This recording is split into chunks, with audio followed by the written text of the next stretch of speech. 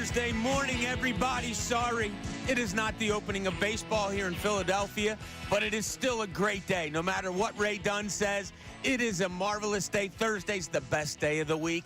It's the anticipation factor of the weekend. It's the last day you really have to get through because we can all plug through on a Friday because it's Friday. So Thursday's the best day of the week, plus the fact that we're going to have baseball tomorrow. Bright sunshine. You can get out there and tailgate early. A lot of fun to be had. Hope you guys are having a great Thursday, even though it's absolutely miserable outside. It's always tough to get up on a day like today, but hopefully we can put a little pep in your step as the day goes along. Great fun for us as a station last night as we had our knockout tournament. A lot of talk going on here at the station. Connor is carrying the trophy, the third-place trophy that he thinks is important or something like that. I don't know what it is as he gives me the finger through the glass. But just a great, great time last night. And we appreciate all the listeners that were out with us, everyone that won tickets. Such a great time. Thank you to the Sixers for allowing us to be on their floor and all of that. So here we go. It is a Thursday morning. Ray, how are you today? I'm doing great. Feel better, honestly. Yes, you didn't go with the medicine today, so we're going to probably get more of a flatlining Ray, a normal Ray, than the one that was spiking yesterday. I still don't understand what was different about me, but for your sake, I want to make sure that you feel comfortable around me. So I decided, you know what? No Dayquil today. I would equate it to like a cartoon character, okay? Okay. Have you seen the cartoon characters that are drawn that wake up in the morning, or it's a cartoon, that wake up in the morning, their eyes are half open and their eyes look like eggshells that are cracked? That's how you looked when we started at 10 o'clock yesterday. By like 11:30, your eyes were like all the way up. You were screaming and hollering, bouncing in your seat. I'm not saying you didn't do anything illegal. You took medicine to make sure you felt better, and we could see the medicine take effect. That's all it was. Yeah, listen, I'm glad that you were entertained by it. I hope people were entertained by it. That's the whole point. And you were very entertaining last night, as if we get behind the scenes here. John Kincade, I think, properly pointed out that, and John MC'd last night, did a great job, that you probably knocked out the most people of anybody at the station last night. You were on fire. Just count me up people that you got rid of just at the station. Well, people at the station, B-Gun, I got rid of him. So Brendan was gone on my behalf. I made sure I did send him that video to make sure that he saw it. There's a lot of braggadocious people, but go ahead. Yeah, well, no. I mean, it's just become a bit of a tradition to knock someone out and send it to them at this point. Oh, it is? Back-to-back years. I did it to Dylan last year. I'll do it to Brendan this year. I knocked Silvana out, also Silvana's boyfriend, and then another person that was standing with us, not station-related. So I think it was like the four right directly in front of me that were cleared out pretty quickly. Great showing by you. Yeah, great I showing. mean, no one's going to remember that because, unfortunately, Dylan has taken the liberty of posting to our social accounts the one picture of me being knocked out. Who knocked you out? It was Tom. Oh, okay. Tom, yeah. Tom got to the final against Connor's brother, Chase. Yep. Chase, the ultimate winner. Good shooters down there at the end. So, a lot of fun. The better Thomas brother for sure. Wow. Wow. The better Thomas brother for sure. Yeah. Okay. Connor's such a good, it's cool to watch Connor with his family, his mom and dad, his brother. Like, you can tell he really loves his family. And it was cool that he was reveling in Chase's victory last night. I was teetering on the side of, all right, Connor, it's his turn to shine. Get away from him. Stop doing the, dribbling thing around your brother and all that stuff. But it was great. I love Connor. I miss Connor in the mornings. But, okay, Ray, we got to get to it now. The news of what happened last night, yesterday, what's going on today, here it comes right at you. Now, the front page. The stories everyone's talking about. 97.5, The Fanatic. It is baseball eve here in Philadelphia. I had a cousin. I was driving home yesterday. Or no, it was yesterday while we were doing the remote. And I had a cousin text me, and she said, I have tickets to go to the Phillies game on Thursday. Please tell me they're not going to be rained out because I can't make it on Friday. I said, they haven't called it yet, but I have a feeling they might. They wind up calling it. I text her. I say, sorry, the game's moved till Friday. She calls me. I answer. Hello. She goes, you bleepity bleep. I was like, whoa, wait a minute.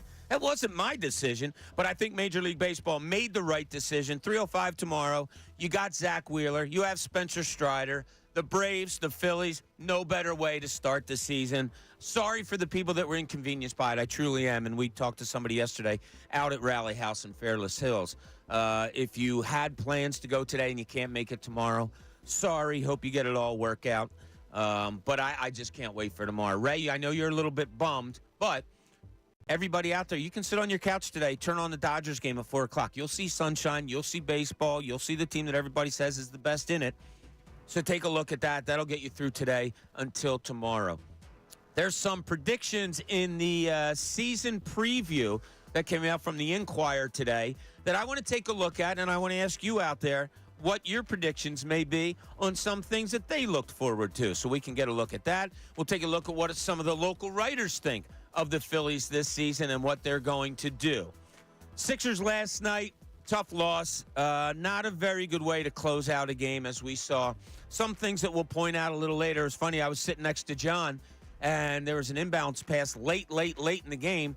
I think Nick Nurse went with a strategy of, all right, let's put Tyrese Maxey all the way in the backcourt, hoping a double team would follow him, and then he was going to go in the offensive end playing 4-on-3. Well, they didn't. They just put one guy on Tyrese Maxey, and he stayed in the backcourt, and the Sixers tried to attack without their best offensive player. He also fell on an inbounds pass that kind of rolled everything out. I thought it was just pretty clear towards the end, and I'm anxious to see what you guys thought. The Clippers had multiple guys that wanted the ball, that they trusted with the ball, whether it be Paul George, whether it be Kawhi Leonard, guys that wanted to make a difference, make a play at the end of the game. Without Joel Embiid helping, Tyrese Maxey will take the ball, but as I said before, as a guard, I think it's easier to defend someone like that when you know they're looking, someone like Tyrese Maxey, when you know they're looking for that last shot. So the Sixers just don't have that right now, that closeout ability of a game. That could come back and haunt them a little bit. Next two games, at Cleveland, at Toronto. They got a tough road here. Joel Embiid news last night. Not as good as you want, not as bad as you want, not as much as you want. It seems good. Nick Nurse said, here are the words. Ramping up, appears to be getting closer. We'll see how he feels.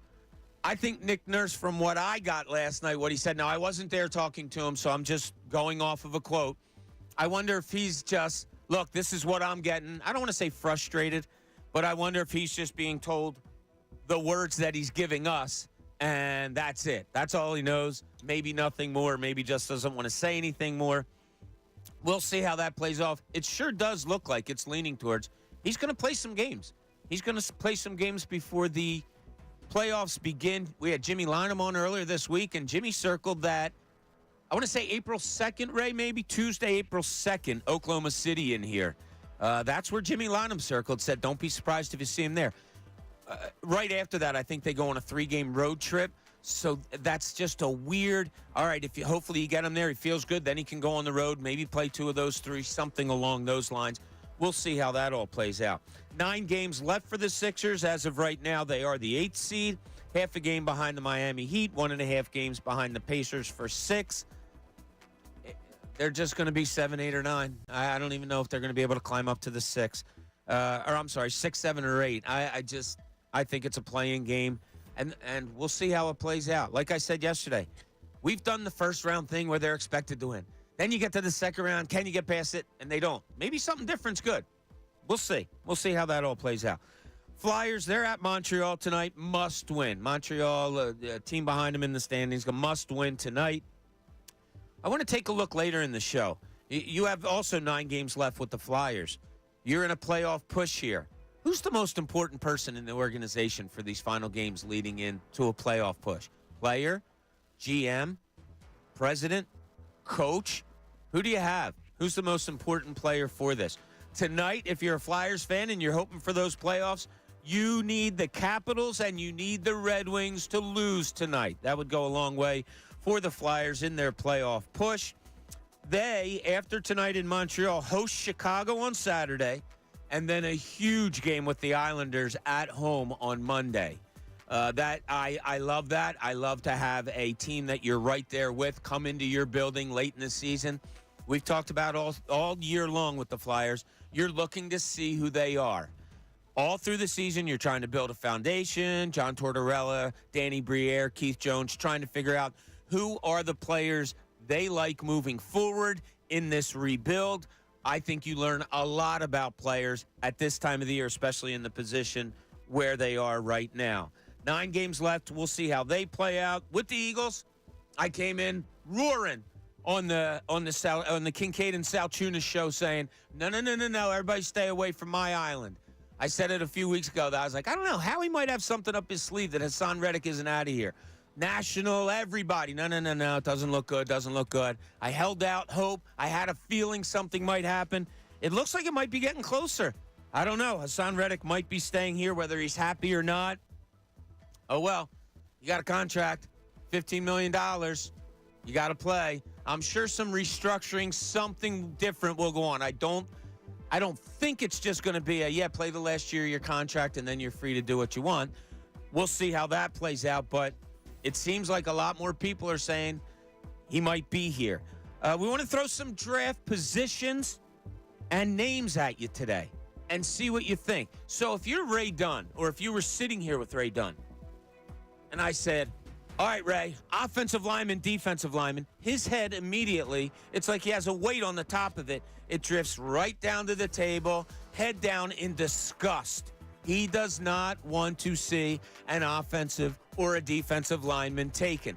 So what I'm going to do with you today is I'm going to throw out some names. Maybe it's position, maybe it's a specific name, and I'll tell you about the guy, or maybe you have one. And we can talk about what they might do at number 22. This comes with the caveat that they'll stay there at 22, that they're not moving. We're not looking to say, well, they're going to trade 22 and 53 and move up to 50. No. We're not doing all that. We'll just throw out some names, have some fun with that. I thought John put out a really interesting question this morning. How much does Hassan Reddick put this team over maybe a little bump that you had in your head in this offseason? I said it before that the offseason grade I would give, I have a B-. The reason it's a minus and I don't put the slash to make it a plus was because of the cloud of Hassan Reddick. So I either change the minus to a plus if Hassan Reddick comes back, or I leave the minus and I erase the B and I put an A. So that's how much I think we all agree Hassan Reddick would mean to this football team. All right, Eddie Barkowitz is going to join us today at 11 o'clock to talk all things betting. I was talking to Eddie 2 days ago about things that we were planning for today. He described himself perfectly. He never wants to be called an expert. He said, but I think I'm well informed. And I said, how about if we say you have your master's in the betting world? And I'm not talking betting. I'm not saying today you say, no, lay $5 on this, $100 on that. No, he's got the masters on all the inside workings of what goes on in the betting world. Weird last night, Draymond Green gets thrown out of the game early. The reaction of his teammates. The reason I bring it up is because we were at the Sixers game last night. Someone I know in the NBA that is a big deal as far as NBA referees go. I went down and sat next to him for part of the Sixers game last night, and this Draymond Green thing happens. And it's just weird. And the reaction that Steph Curry had on the national front, it was odd. Look, there was one thing on Twitter that said Steph Curry was crying after Draymond Green got thrown out. There's video of Green just cursing at a referee. Of course, we have some referee thoughts in our head today because after last night's game, referees came out and said, yeah, with 0.2 seconds, there should have been a foul called. Kelly Oubre should have gone to the line, down 1 point, with the ability to either tie the game, win the game, or make neither and lose the game. He was not given that opportunity. Not good. And the last thing, and they talked about it on Kincade Salciunas a little bit today. James Harden's reaction is reality a part of this guy's life? I just don't like. Why are they booing me? Why did they keep booing me?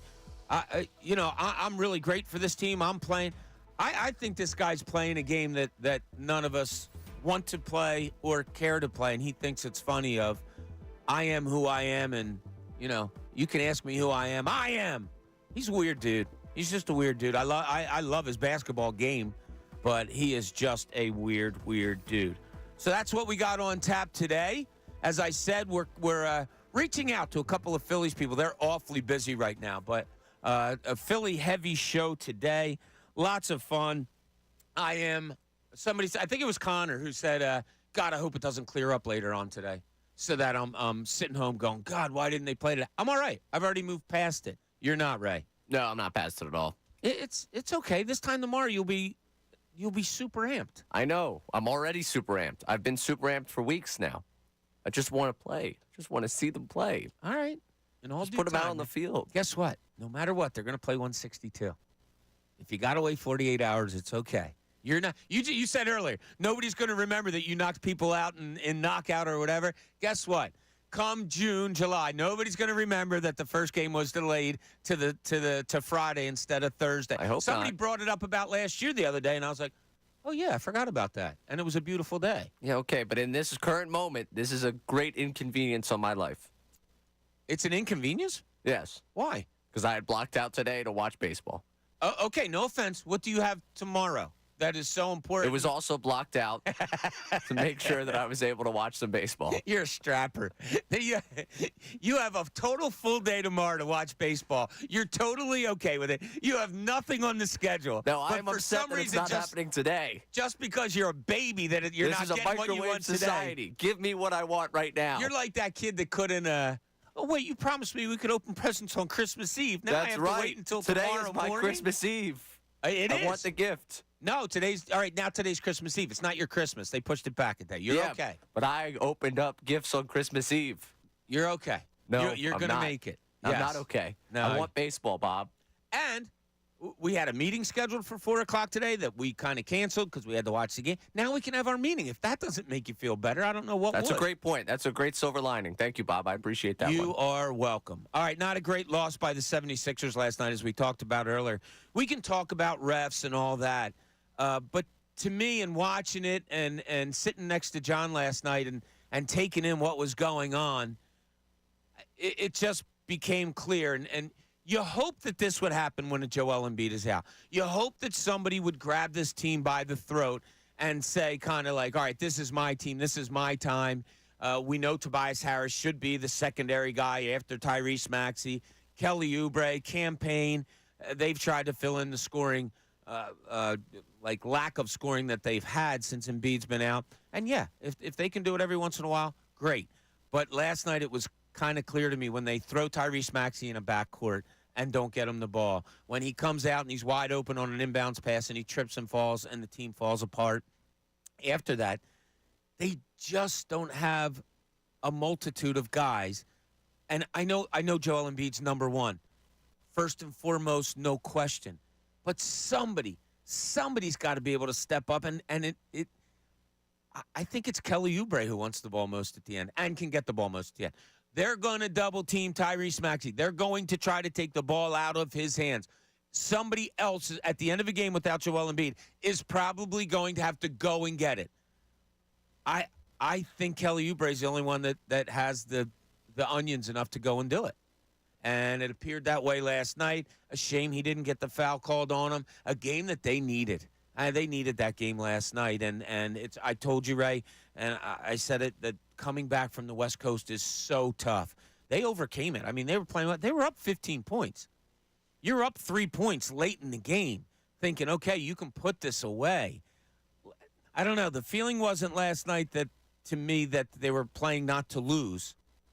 But it didn't. I just didn't get that feeling that they were going to grab that ball to win. And I'm not. It's not a negative. It's a role that somebody has to grab. It's a role that somebody has to step into without a Joel Embiid, with Tyrese Maxey. Defense is concentrating on taking the ball out of him. Who is it? Who is it to go get it? I don't think this city trusts Tobias Harris to be that guy at all. Talking to one of my friends on the way in this morning, he's like, God, he's so soft at times. He's so good at times, but other times he's so soft. I just me personally, I love to see people, oh, you're taking Tyrese? Give me the ball. I love to see people go and get it, even if they fail. At least that's an identity of that person, of that player, of that team. I just didn't see it with the Sixers last night. That's where you are until Joel Embiid gets back here. So when we get back, let's dive in. It's Phillies Eve. Sorry, Ray, but it is. It's Phillies Eve. I love the anticipation. I'm going to bring Ray on my side of feeling good about today. How do you feel about this Phillies team? 610-632-0975. I said it to you guys yesterday that there's not hardly any places you can look and break it down and say that they're not at least going to be as good or better this season. So why are some people kind of still hovering at that 89-90 mark? I think this is a 97-win team. Ray went 94 yesterday. I know I sound a little bit high on that, but I just do. I think this team has the potential to be that good. So we get back. Let's dive into this Phillies team. Let's look at some of the numbers that may be surrounding them or may have to surround them. This is Midday. Bob Cooney, 97.5 The Fanatic. Fanatic Sports Update.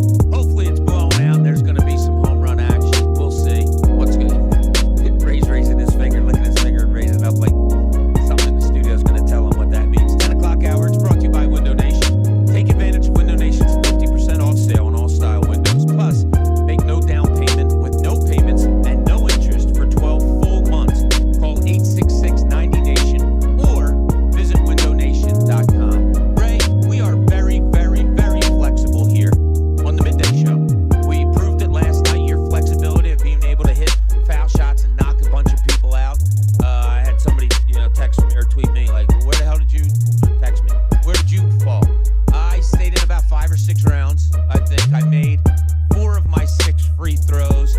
The second one that I missed, I got the rebound. I look up, and the guy behind me, Steve, who's Andrew's brother-in-law, this is kind of a violation. Steve's a great dude. Oh, great guy. Introduced himself beforehand and all. Banked in a free throw to knock me out. So I took it like a man, rolled the ball back. Good job, Steve. Congratulated him. Unlike other people at the station, like who got knocked out in the first round and then grabbed the ball and showed off their arm that I'm not going to say who the person was, but showed off an arm that, my God, it looks like he threw a ball before from the station. Threw it up into the 4th row of the stands because he was so mad that he lost. In front of children, too. In front of children, in front of, and it led to John's best line of the night, right? Yep. Wasn't it? It was something The like, back and forth was don't name names. Well, I'm going to say who MC. Okay. Yeah. Okay, yes. Tyrone said that, wow, you're doing this in front of children. Or you leave the impression of children. And John responded, well, he had a bigger impression on the children in the 90s. I see. And that's the way I paraphrased it because I don't want to give away the identity of No, we don't want to do that. But I was thoroughly impressed when he grabbed the basketball, which probably wasn't the ball that he threw for, and he threw it into the 4th row in frustration. And I looked at the people from the Sixers that were helping us out, moving the line along, and thank you so much for that.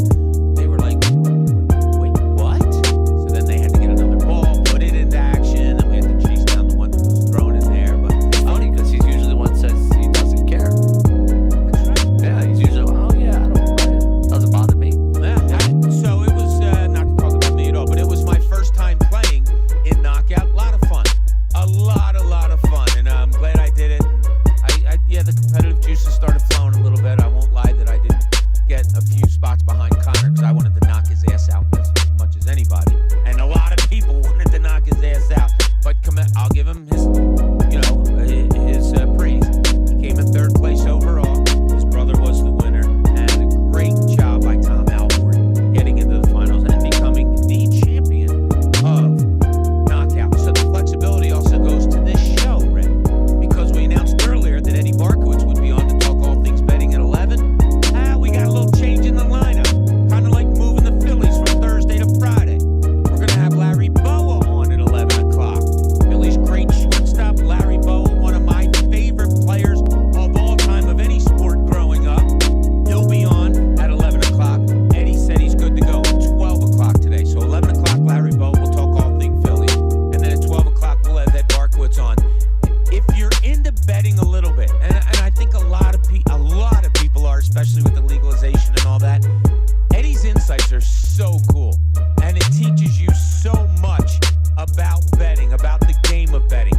He's got so many stories, but it's also we're going to look at Major League Baseball, specifically the Phillies, but Major League Baseball overall, and we're going to have a lot more to go on that. Okay, today I took out the season preview from the Inquirer. I don't know if many of you have seen it. I got it. I looked at the front page of it, and it's an illustration, and it took me a while to say, wait, what's going on here? So I showed it to Dylan. I said, Dylan, I'm going to give you 7 seconds to look at this, and you tell me what it is. Boom. And I flashed it up there, and he looked, and he looked, and he looked, and he looked, and I said, time's up. He goes, I have no idea. So what it is, upon further look, John and Andrew got it kind of quickly, which surprised me. It's Bryce Harper, JT Realmuto, Aaron Nola, and the Philly Fanatic. They're in a boat on the Delaware with Nola and the Fanatic rowing. Realmuto's looking one way. Harper's looking the other way, I guess in a George Washington-like thing. And there's a picture of the World Series trophy off in the distance. And I guess Harper's looking at it at the Ben Franklin Bridge. I don't know. Having been in the business, I can't say I was going to be in love with that if that was going out. But it's a really, really good pullout that they have going on today. And I want to read you some of the predictions that are going on. And if you guys have reaction to this and have your own, 610-632-0975, we would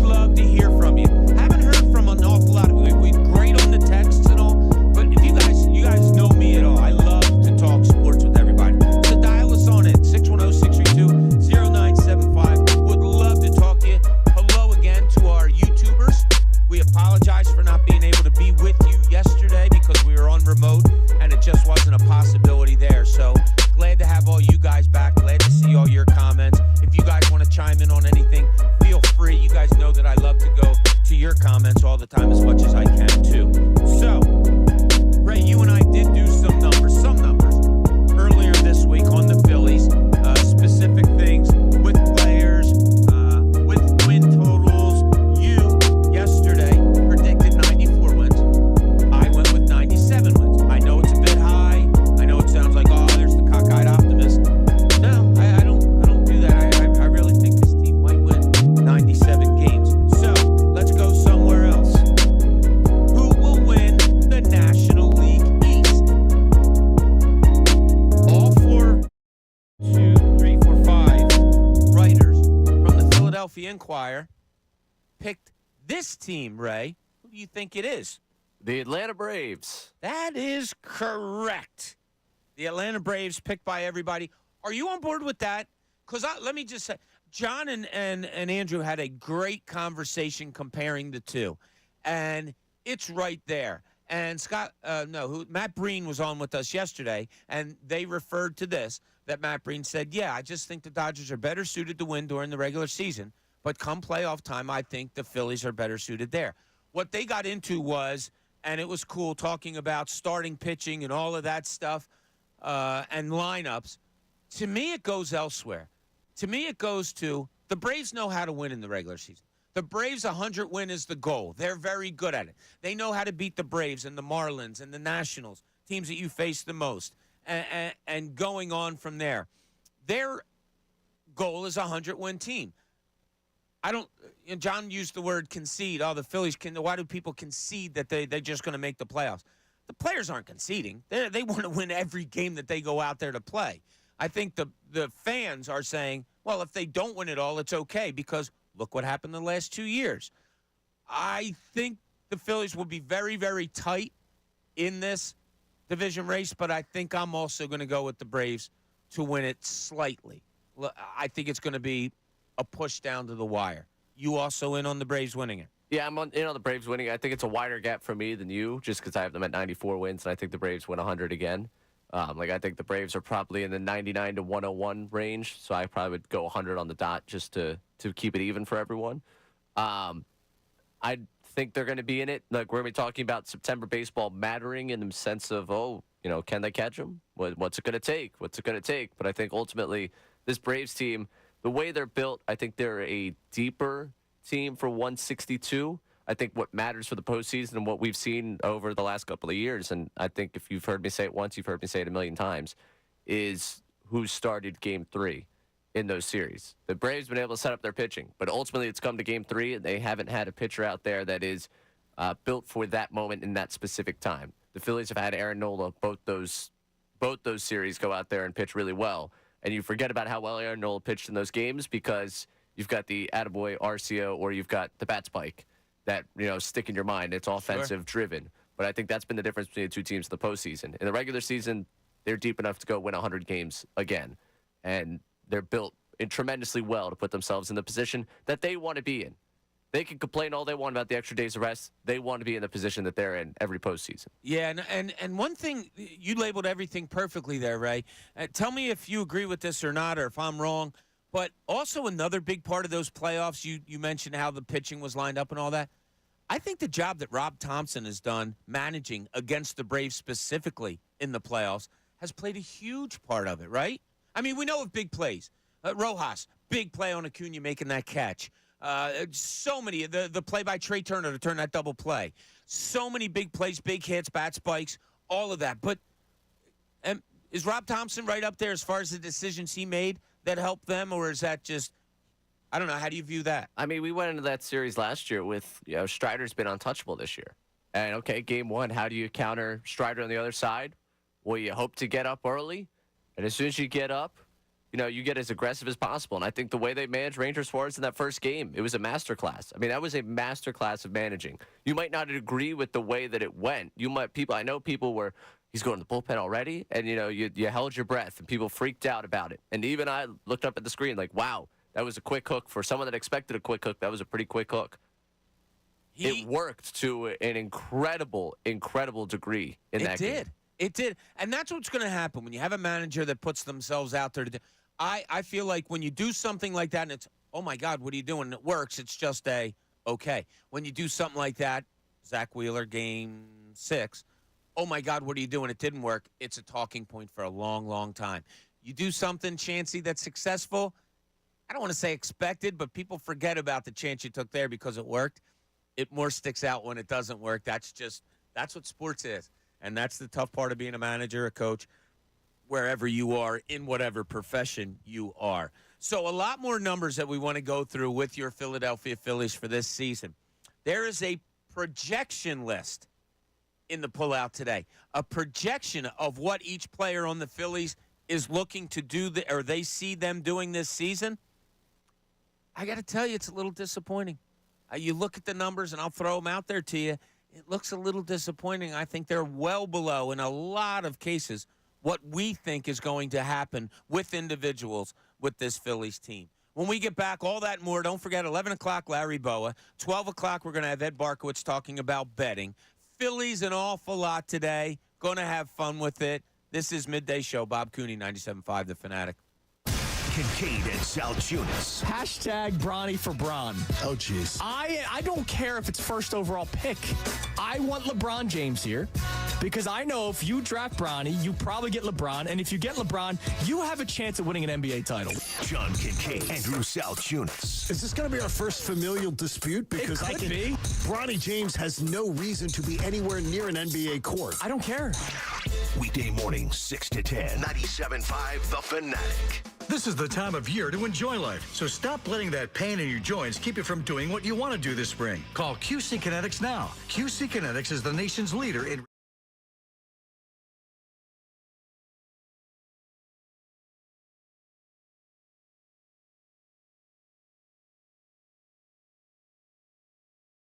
to restore and repair damaged joint tissue. Pro athletes have been doing this for decades, but now this life-changing treatment is available for you. So you can walk and run and climb stairs and play golf and move again pain-free with no pain pills and no risky surgery. This is an all-natural solution. QC Kinetics has tens of thousands of satisfied patients who have reclaimed their mobility. So take action now and live your best life this spring and summer. It's also a great use of your tax refund check, by the way. Call QC Kinetics for a free consultation. 215-999-3000. That's 215-999-3000. QC Kinetics, 215-999-3000. Call of Duty is coming to Miami this weekend. The CDL is kicking off Major 2 of the 2024 season as all 12 teams in the league will be going head-to-head to try and bring home the trophy. Last year, Major 2 had a prize pool of $500,000, so it can be expected that this year will be similar. We saw Toronto Ultra lift the Major 1 trophy a few months ago in Boston, who will reign on top at the end of Major 2. The latest esports and gaming news. Find it online at checkpointxp.com. Do you owe the IRS $10,000 or more in back taxes? Are you being audited or investigated? Has the IRS sent you a letter demanding payment you may not owe what they claim? Make this free.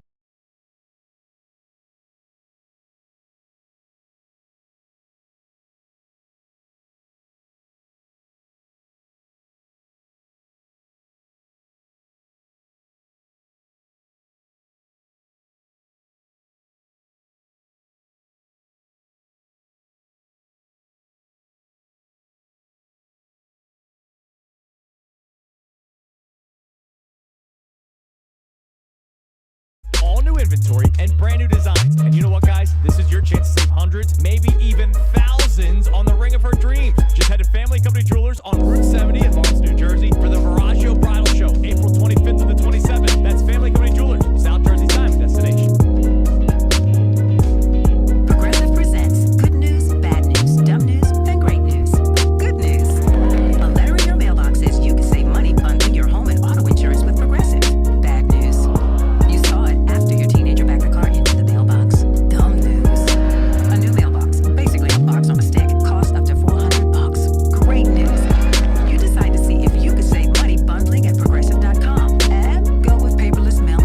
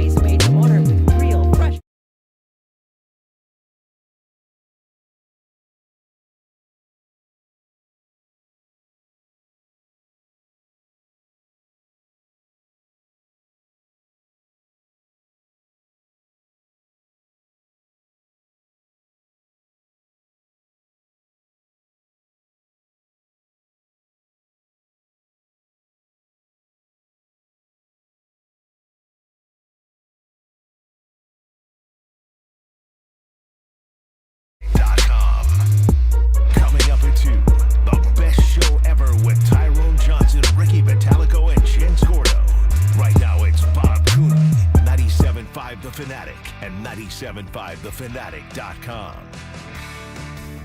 Thanks for coming back with us. Appreciate you being here with us on a Thursday, gloomy Thursday, wet morning. We apologize to our YouTubers. There was a glitch in the system. You were hearing, from what I'm told, you were hearing music too long. Hopefully it's fixed. We apologize. I owe you a beer anytime I see you out and about. My apologies for that. Something went glitchy with the computer. So hopefully you guys are all good and stick with us. And so glad to have you there also. Phillies Heavy Thursday. As we told you, Larry Bowa will be joining us at 11 o'clock. Can't wait to talk to him. I have an interesting question for him off of what Tom McCarthy said to us yesterday.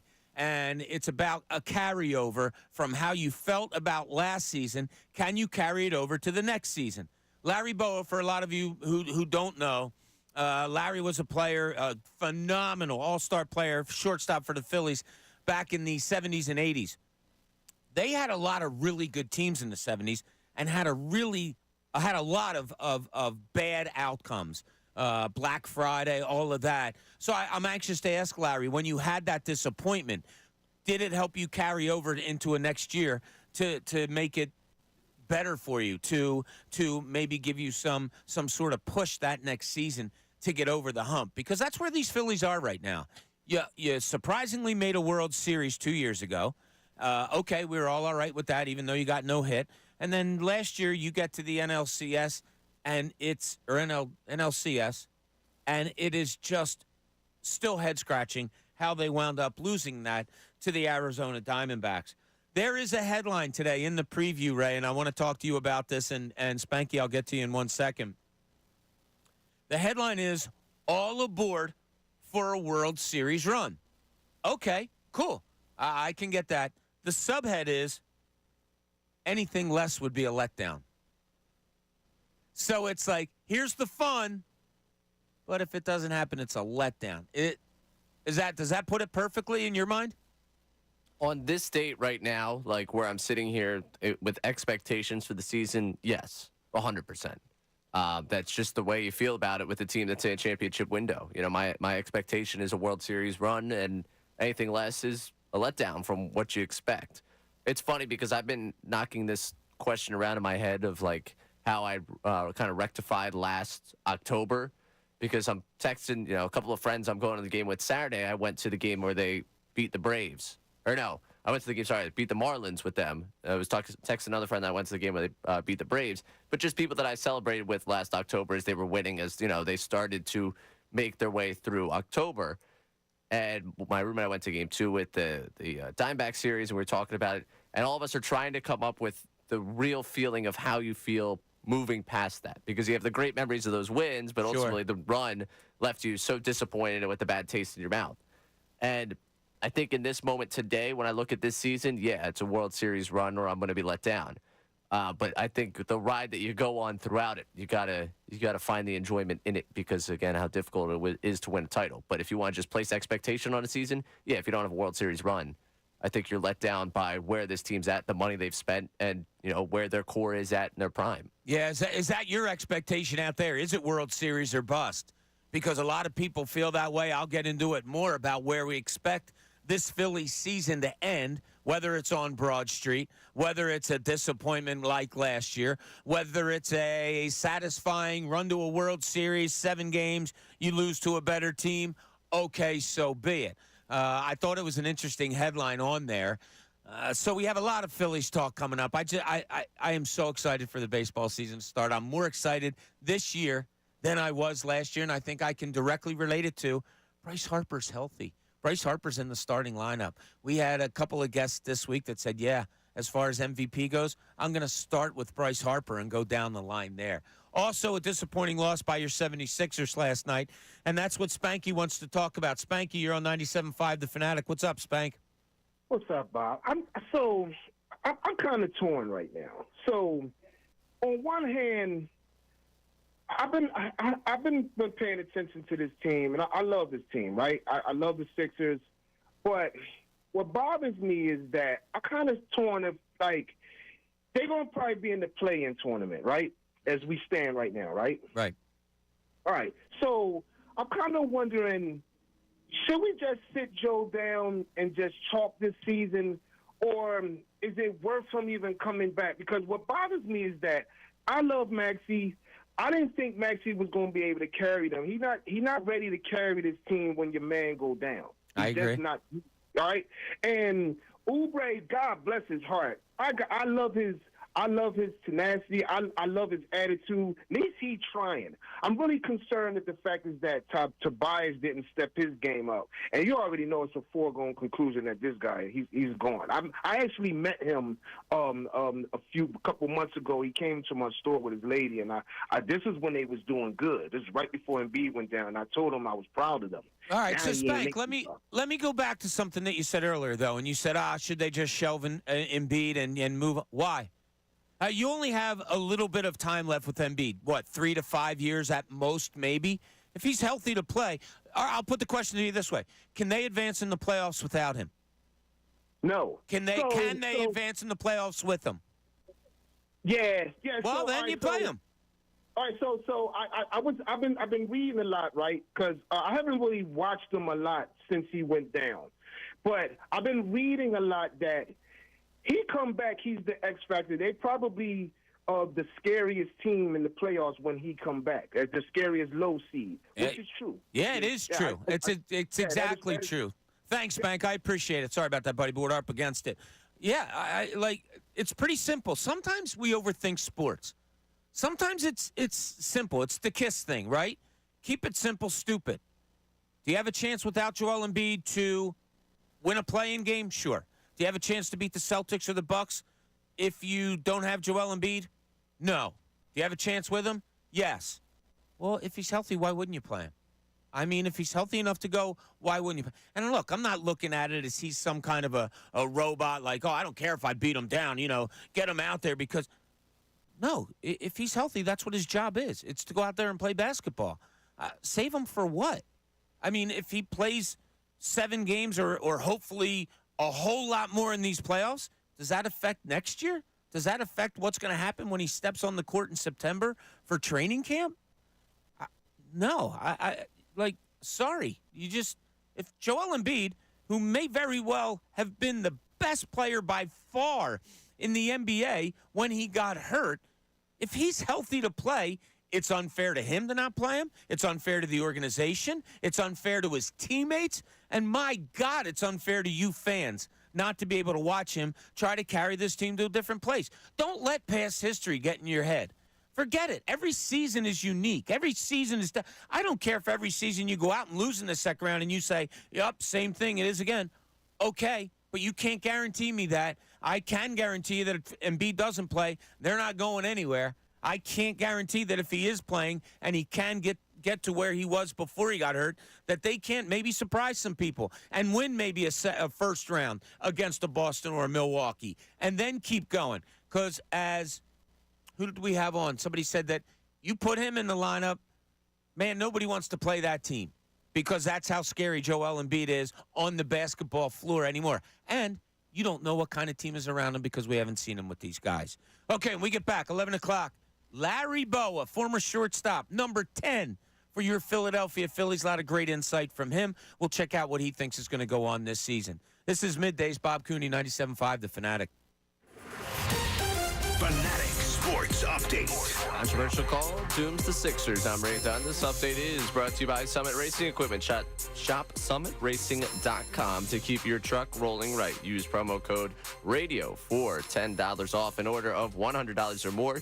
Exclusions apply. Offer ends 4/14/24. The Clippers won 108-107 in Harden's return to Wells Fargo Center last night. Officiating became a big story. Latest, Kelly Oubre attempted to get the game winner off at the buzzer, did not get the shot off. Officiating crew admitted post-game the foul should have been called before the clock expired. Ultimately, it doesn't change the outcome of the game, and the Sixers are now a game and a half out of the 6th seed. Elsewhere, James Harden made waves post-game, answering hell no to whether he'd patch up things with Daryl Morey and no to if he's talked to Joel Embiid.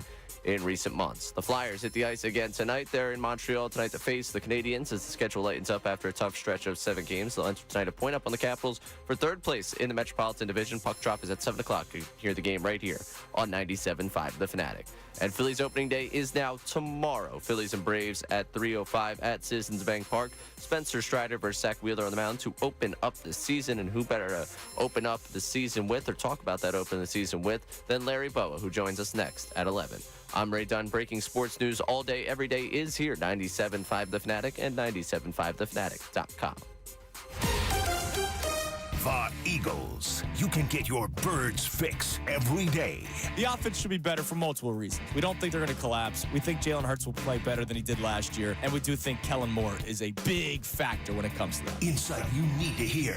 You are going to see a much quicker passing game. The slant pass will not be something that you see for 2 weeks and it goes away. Not with Kellen Moore. Philadelphia station for breaking sports news. 97.5 The Fanatic and 97.5thefanatic.com. The old saying is, in March, it's in like a lion, it's out like a lamb. But with Blue Chew, you can remain a lion in the bedroom. If you don't already know about Blue Chew, well, then you need to. Because Blue Chew is the first chewable that has the same active ingredients as Viagra and Cialis, and now they even have a new mint flavor.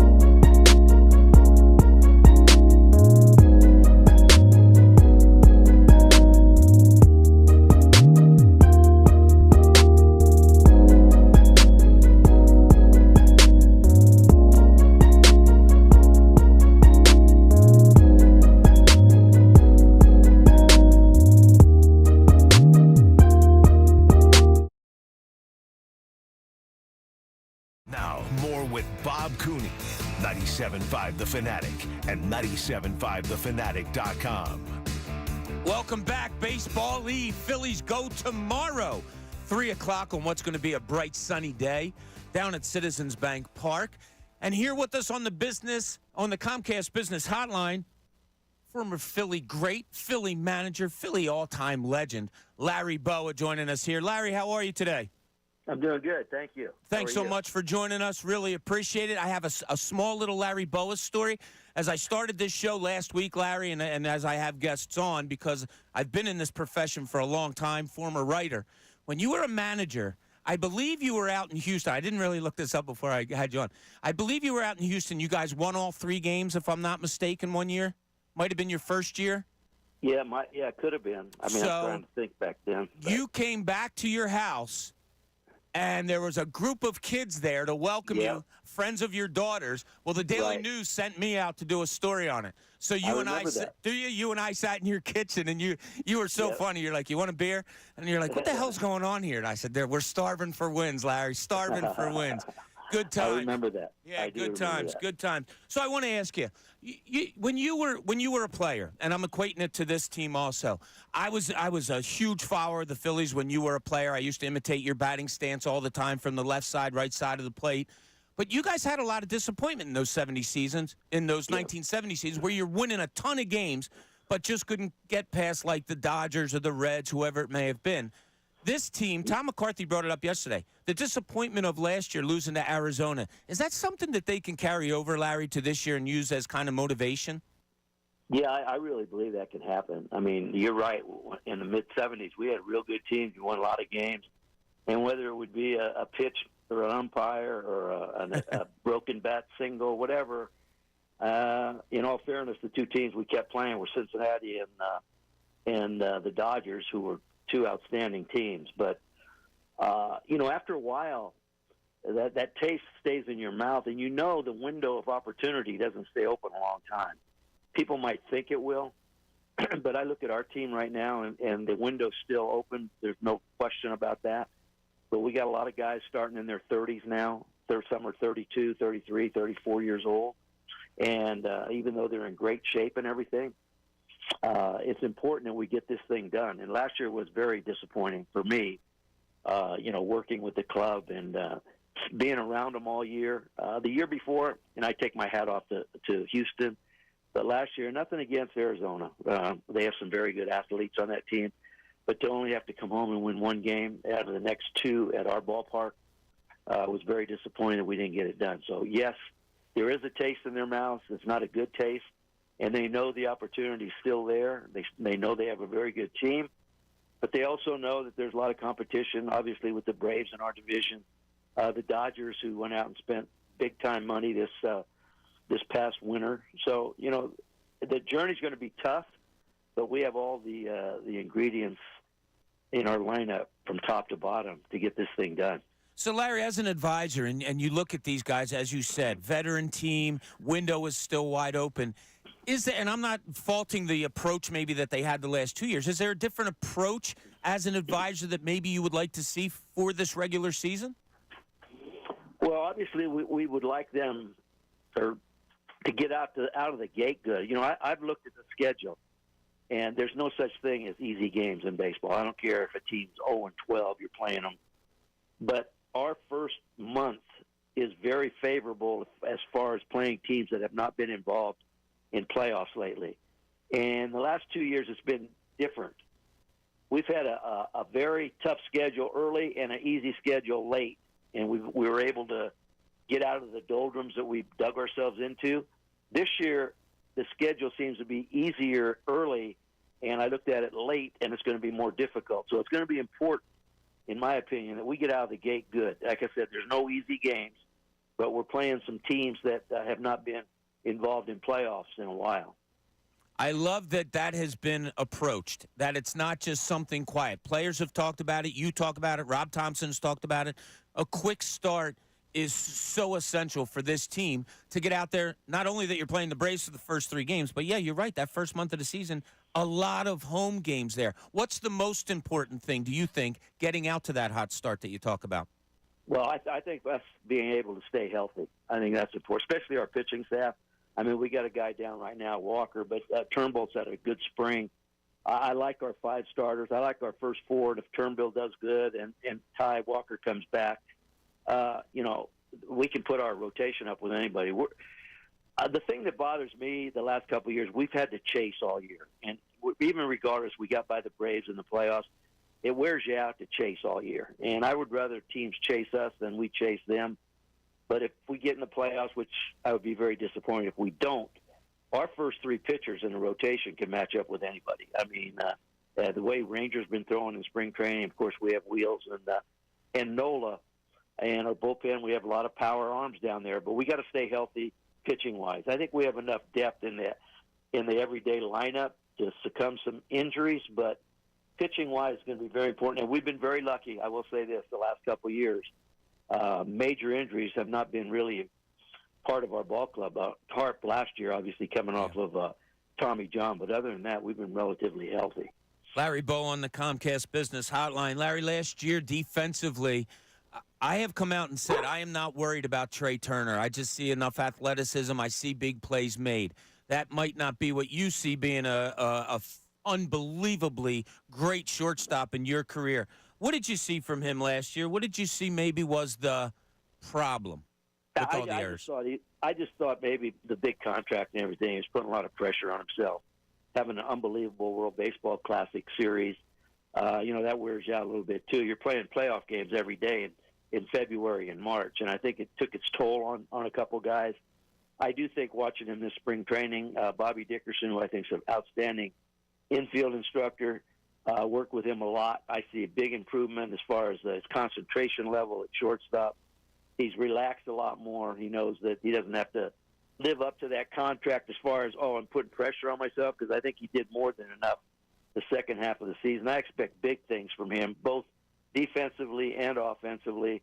I think he's going to have a great year this year. I really do. Did you think the defensive woes were more mental than physical? Yeah, I do. I think, I think he's just trying too hard. Right. People don't understand that baseball is a game where you got to relax and go up to the plate. In football, you can hit somebody. You can take your aggressiveness out on somebody. In baseball, the harder you try sometimes, the worse it gets. But I expect him to have a tremendous year this year, just by his makeup and the way he approached spring training this year, the way he worked at defensive things on the half field down there in Clearwater. I just see nothing but good things ahead for him. Baseball has remained the same in so many ways throughout the years, numbers, all of those things. But it's also changed a lot, Larry. And is there, we saw Steve Carlton complete games all the time. We saw guys go every fifth day, all the time. Is there anything from baseball past, realistically, that you think could be brought back into the present-day baseball, which would be good for the game? Well, I think people, especially owners and people that run their organization, ought to take a good look at conditioning. These guys are in great shape. There's no question about it, but I've never seen so many injuries in my life. Every day, 3 or 4 guys go on the IL. I think you got to take a look at those guys, those great pitchers that went deep into ball games, what their workout regime was. It was long toss. It was running foul poles. It was stretching. It wasn't just weights. It wasn't just the diet. I think they got to dig a little bit deeper. There's no question these athletes are bigger, faster, and stronger, but the fact that they're not durable anymore. I mean, you got to watch out on pitch count. You got to watch out at innings pitched. I mean, now they're considering a horse, a guy that throws 5 innings, 30 starts, 150 innings. Those guys used to have 150 innings at the All-Star break. Yeah. The fact that they pitched so much, they threw long, they used their arm. They didn't have all these weighted balls they're throwing against a wall. I just feel, velocity is important, but if you don't know where the ball's going, what good is it? These guys can turn jets around if it counts 2-0 or 3-1, and you got to throw a fastball down the middle of the plate. I think you got to take a look at the conditioning, and I'm not blaming the pitchers or the players now, because I think we've installed in them that, if you throw 100 pitches, you're done. I have no idea where this number came from. It is a number that it seems like every major league team lives by. I know you want to keep your stars on the field, but the way it's going right now, the stars aren't being kept on the field. There's a lot of guys going down. I mean, I take a look at Cole for the Yankees, who's a durable guy, and he's down. I mean, you can go through every team and guys are down. I think you got to take a look at the conditioning process right now. Like I said, these guys are bigger, faster, stronger, more athletic, but there seems like there's injuries every day that mount up. And when you have that many injuries on a team, it's hard to play catch-up. Can that come back? I mean, you'd have to probably go all the way down to the Little League level or something and redo things.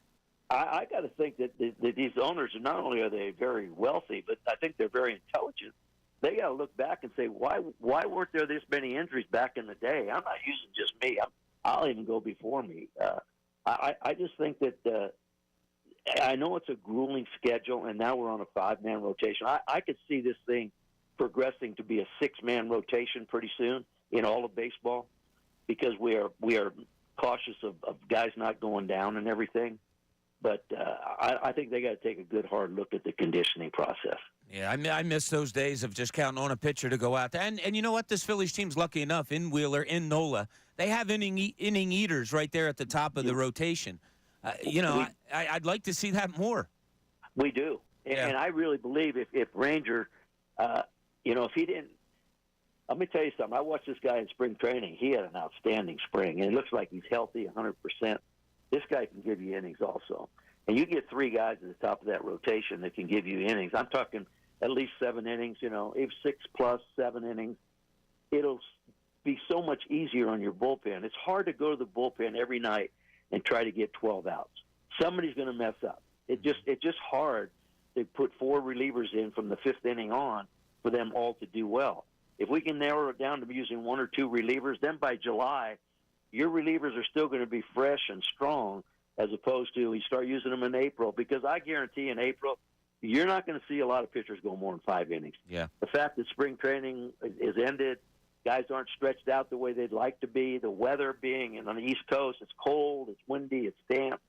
They're going to be very cautious, so you're probably going to go to your bullpen a lot in April.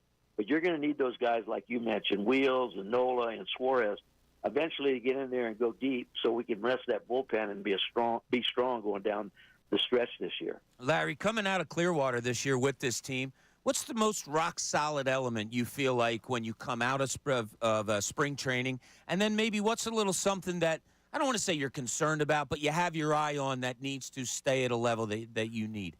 I think the depth of our team, our starting lineup, I think is very good. People keep talking about Rojas. He's got to hit.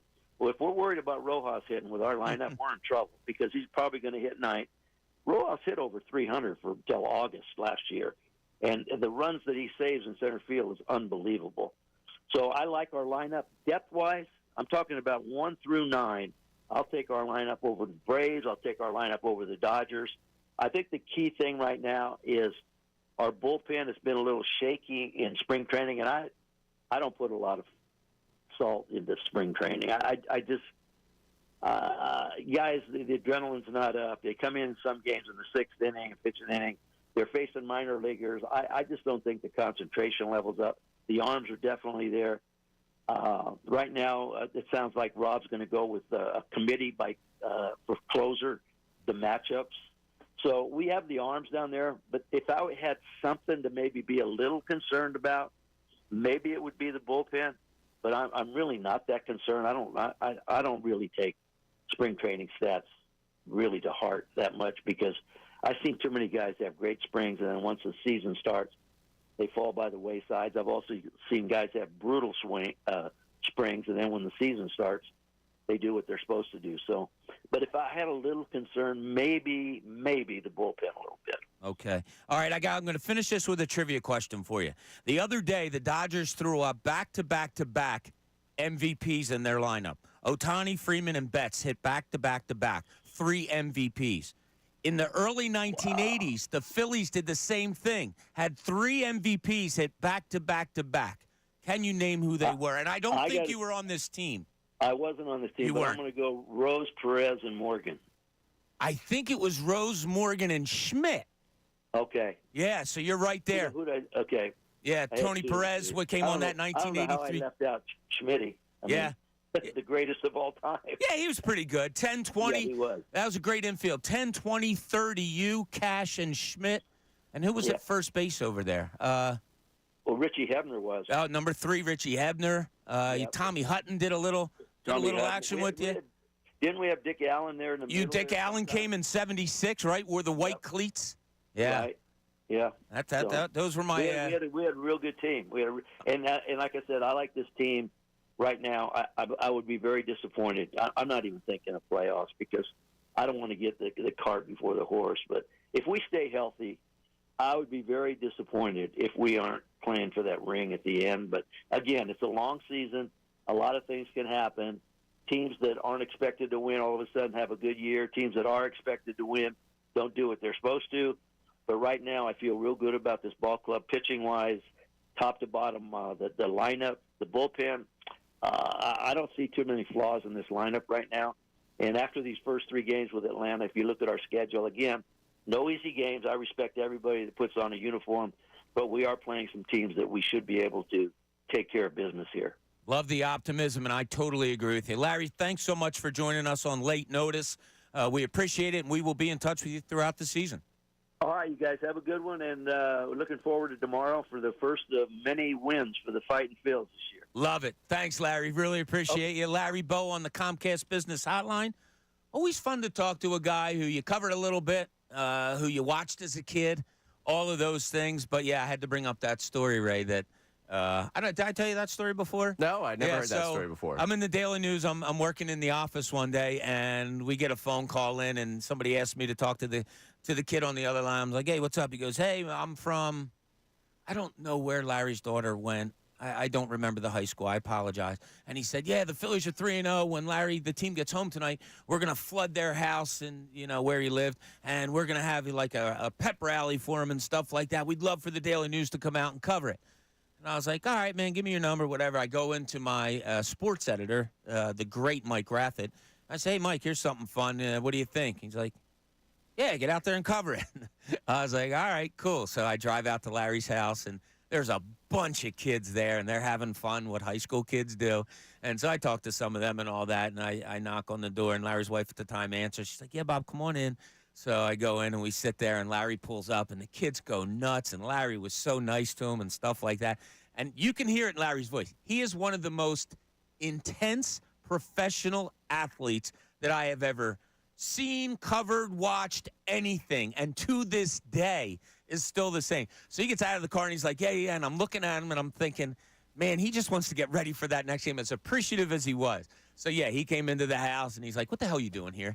And I was like, yeah, they called, so we figured we'd do something nice. All right, sit down, grab a beer, let's talk. So we did, and we did the story and stuff like that. But one of my favorite athletes of this city of all time, and it goes back to my early childhood watching. I cried. He mentioned if it wasn't for an umpire, he's talking about a call that wasn't made. It was made for the Dodgers against the Phillies. It was a Friday afternoon, Black Friday. We had tickets to a game coming up, and that ended it. I went up in my room. I'll never forget. It's like an 11-year-old, and just cried my eyes out that I wasn't going to see a Phillies playoff game. So anyway, the optimism that Larry Bowa has for this Phillies team, you can roll your eyes and say, like, yeah, of course, it's a lifer. That's what he's going to say. No, I think he puts it out there perfectly. The window's wide open. You have a veteran team, loves the pitching staff. It's funny. One of the things that Larry had a little bit of question about was the bullpen. And what did we just talk about the other day? MLB.com labels the Phillies bullpen as #1 in all of baseball. Crazy. I didn't want to bring that up to him because I didn't want to be like, what are you talking about? Larry has a feel for it. MLB.com doesn't have to be correct. That's their feeling that the Phillies had the best bullpen. But if they do, and that was a question mark coming in, if they have a really, really good bullpen, man, it's hard to find a little black spot on this team, isn't it? I mean, this is a really, really good baseball team. Oh, yeah. This is a really good baseball team. And I think from Larry's perspective, if I could try and get inside the brain of Larry Bowa, looking at the spring, he might not think the arms are stretched out enough. He might see that as a concern coming into this season. And he also might be looking at the roles and like, okay, where exactly do I pencil this guy in versus that guy versus, what exactly is going to be who we want out there at what point. And also having Kirk Green down probably took a little of the wind out of his sails for the start of the season. But yeah. Ultimately, it's going to be a good bullpen. Yeah, it's going to be a good bullpen. It's going to be a good year. It's going to be a fun year. I can't wait for this Philly season. It'll get started tomorrow, 3 o'clock. Zach Wheeler, Spencer Strider, going to be a lot of fun. More Phillies talk when we get back. I want to dive into a little bit more. We have been so positive about everything. We compared last year to this year, where it looks like it's going to be better. Well, we have to look at what may be a concern, and maybe you have some. Larry told you what his was. Maybe you have something that we haven't looked at so far. 610-632-0975 is where you can reach us, not only to call and talk to us, but you can also text us there also if you so choose. This is Middays, Bob Cooney, 97.5, The Fanatic. Fanatic Sports Update. Sixers lose late. I'm Ray Dunn. This update is brought to you by Summit Racing Equipment. Shop summitracing.com to keep your truck rolling right. Use promo code RADIO for $10 off an order of $100 or more. Exclusions apply. Offer ends 4/14/24. The Clippers won 108-107 in Harden's return to the Wells Fargo Center last night.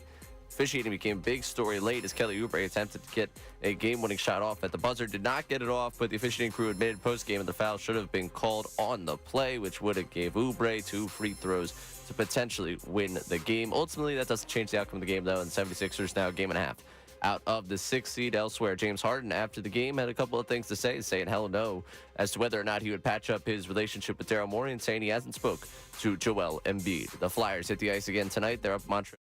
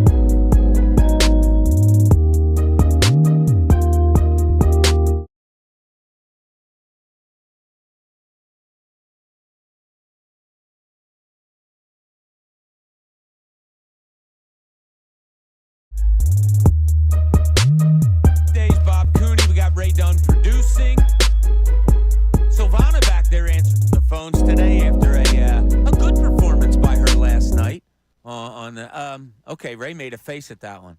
You want to make a face, Ray? Wait, I want to wait for Ray to get put up on the YouTube page. Silvana was out there, and good for her. Good on her. Yes, it was good for Silvana to be there. Yeah, she and her boyfriend were out there shooting hoops, trying to stay. Her boyfriend did a good job. Yeah. So if you do get on the YouTube page, Ray, can you stand at your microphone? That a boy. And if you look behind Ray, you might see what happened to him last night, as Dylan McKinnon posted some pictures behind you that you are not aware of. Uh-huh.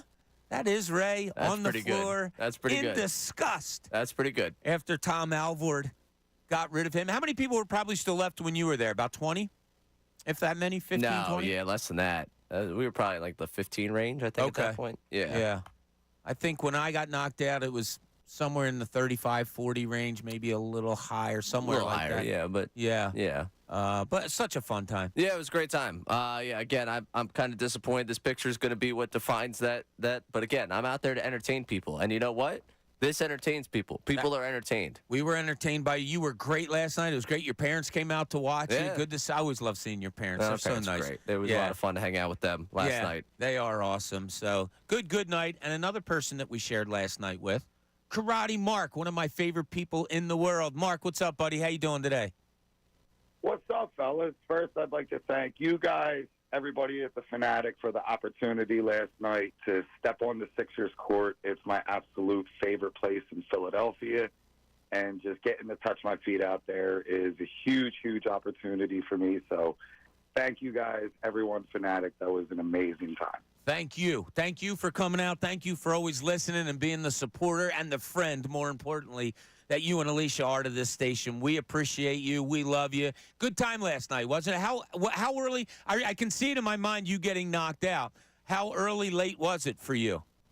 I got 3 rounds deep. I got knocked out in the 4th round. I did tag you guys in a video on Twitter. I missed my shot, so that's on me. I followed up with a layup, and the guy behind me drained it as my layup went in, but his ball went in first, so credit to him. If you're going to get knocked out, that's the way to get knocked out, but shame on me. I missed it. Yeah, that's the name of the game. Got to make, got to miss. What'd you think of the Sixers last night, Mark? Disappointing loss. You saw at the end, I felt, and somebody made a great point to me on Twitter, which I'll bring up later, but I just felt like the Clippers had guys that could and wanted to take the game at the end, where the Sixers were still kind of searching and it didn't happen. So I saw, would it be 7 quarters of consistent basketball between the Sixers and the Clippers in the last 2 games. And we won the other day because every time Kawhi or PG or Harden got the ball, they were harassed on defense, and they got no opportunity to get any type of rhythm, and our threes were draining, and we smoked them the other day. And I saw the same thing for 3 quarters. And I said to my wife 5, 6 times in the 4th quarter, that shot was too easy. That shot was too easy. And we got lazy or tired, and we put ourselves in the opportunity for the referees to blow the game for us. So Sixers put us there. Referees took it away from us. It was an awesome game that ended horribly, and at least Oubre gave us some nice video to watch on the internet this morning. He sure did. Mark, love you, buddy. Thanks so much for checking in. Great seeing you last night, and we will see you in the near future. You guys are the best. Thanks for everything. All right, thanks, Mark. Appreciate you. I thought it was interesting last night. After the game, referees to the pool reporters. Now, the way it works, for those that don't know, the local media that covers the team on a daily basis, this is how it worked when I was covering the team. Someone was picked out to be the pool reporter that night. Bob Cooney from the Philadelphia Daily News. Tonight, you're the pool reporter. If there was something that you needed to talk to the referees about after the game, you were the pool reporter that could ask the question and referees would answer. I think maybe a couple of times it came up in my thing, and I know one time I think a ref got hurt, so it was just a check-in on him. Another time it might have been about a call, whatever. But the referees to the pool reporter last night, after they do the last 2-minute look through, came out and said, yes, it should have been a foul call. Kelly Oubre should have gone to the line with 0.2 seconds to go, and it didn't happen. The Sixers were down 1. He would have had a chance to lose it, tie it, win it, but it wasn't called. I thought after the game, Nick Nurse and Kelly Oubre went after the referees pretty well, to the point of we were all standing up there talking and watching, saying, whoa, this isn't good. Better back off. You're probably talking fine, maybe hopefully not a suspension, or maybe everybody just says we understand now that the call was blown. But afterwards, Nick Nurse, from what I saw, and Kelly Oubre, from what they said, they were like, yeah, okay, but it shouldn't have got to. Like, I thought they handled it really well. They were kind of more of, yes, we were disappointed in the call, but we shouldn't have let it get there. And they kind of took responsibility for what happened, because the Sixers did blow a lead, did have chances that it shouldn't have had to come down to a Kelly Oubre maybe. So I thought they handled that well. I'll tell you, Nick Nurse continues to kind of impress me more and more the more I get into watching him, just from my liking of the way he handles the basketball team, what he's been dealt, and the way he has changed things along the way to go with it. And the big news that came out last night, besides the Sixers' blown call maybe costing them a game, was that before the game, Nick Nurse was asked, Joel Embiid, what's the deal? And he came out and said, yeah, there's words out there, words like ramping it up, words like getting closer. That's what they are. That's what I have to tell you. Really, nothing more. He's on the court. I'll read you exactly what he says. This is from Nick Nurse before last night's Sixers game. Asked about when Joel Embiid may return, he said, he's on the court, as you guys know, and we still don't have a timeline for his return. I would imagine he's getting better each day. So we are just trying to get him strong and confident and in shape and ramped up and all those wonderful words. Tinge of frustration there maybe coming from the head coach. I've seen it before. I was around the team a lot bit when there was injuries, and we'd constantly ask a coach what's going on, and be like, look, man, I just get a poster that has a red sign or a yellow sign or a green sign. And red means he ain't going, and yellow means we're being cautious, and green means he's a go. I don't know. I'm not saying that Nick Nurse is at that point of frustration that I heard before with some 76ers coaches, but there seems to be a little tinge of it of, ramping up, getting closer, here we go. I wonder what you think. Do you think Joel Embiid is going to be back for that? Let's say, I'm going to take what Jimmy Lynam just threw out there. April 2nd, home game, Oklahoma City Thunder. Any possibility you think he's going to be back here then? You might have some thoughts you want to share with us, 610-632-0975. You can call and talk to us about it, or you can hit the text line and throw us a text and tell us what you think. Speaking of those texts, Ray, what do we got going on today among the texters so far? All right, let's start with what you were just talking about. Noah and Yardley wanted to jump in about Oubre and the post-game with the referees. Does not like it. Feels like the demonstration from Oubre to the referees could put a target on the Sixers' back. So the demonstration, fill me in a little bit, because we were there late last night, got home late. I'm not going to sit here and act like I know exactly what. I saw some bits and pieces. He pointed at each referee and called them each bitches. Okay, so that was the going off the court thing where he was, okay. And then he started calling family members that, and then, that's at least from the lip reading. Okay. I mean, it was pretty solid lip reading from the camera. I can't usually read lips, and I was able to pick it up after, it was pointed out to me watching the video back. So that was something that frustrated Noah from Yardley, just in the sense of I hope it doesn't put a target on the Sixers. Don't condone that a little bit. Hate that. Referees don't like it. The higher-up referees that run the league don't like it. They had a situation with Draymond Green again last night, that is very, very much frowned upon. I commented on what I saw of Oubre in the locker room afterward, where I guess cooler head prevailed a little bit, and he kind of went back on it. So I don't condone that part that you brought up.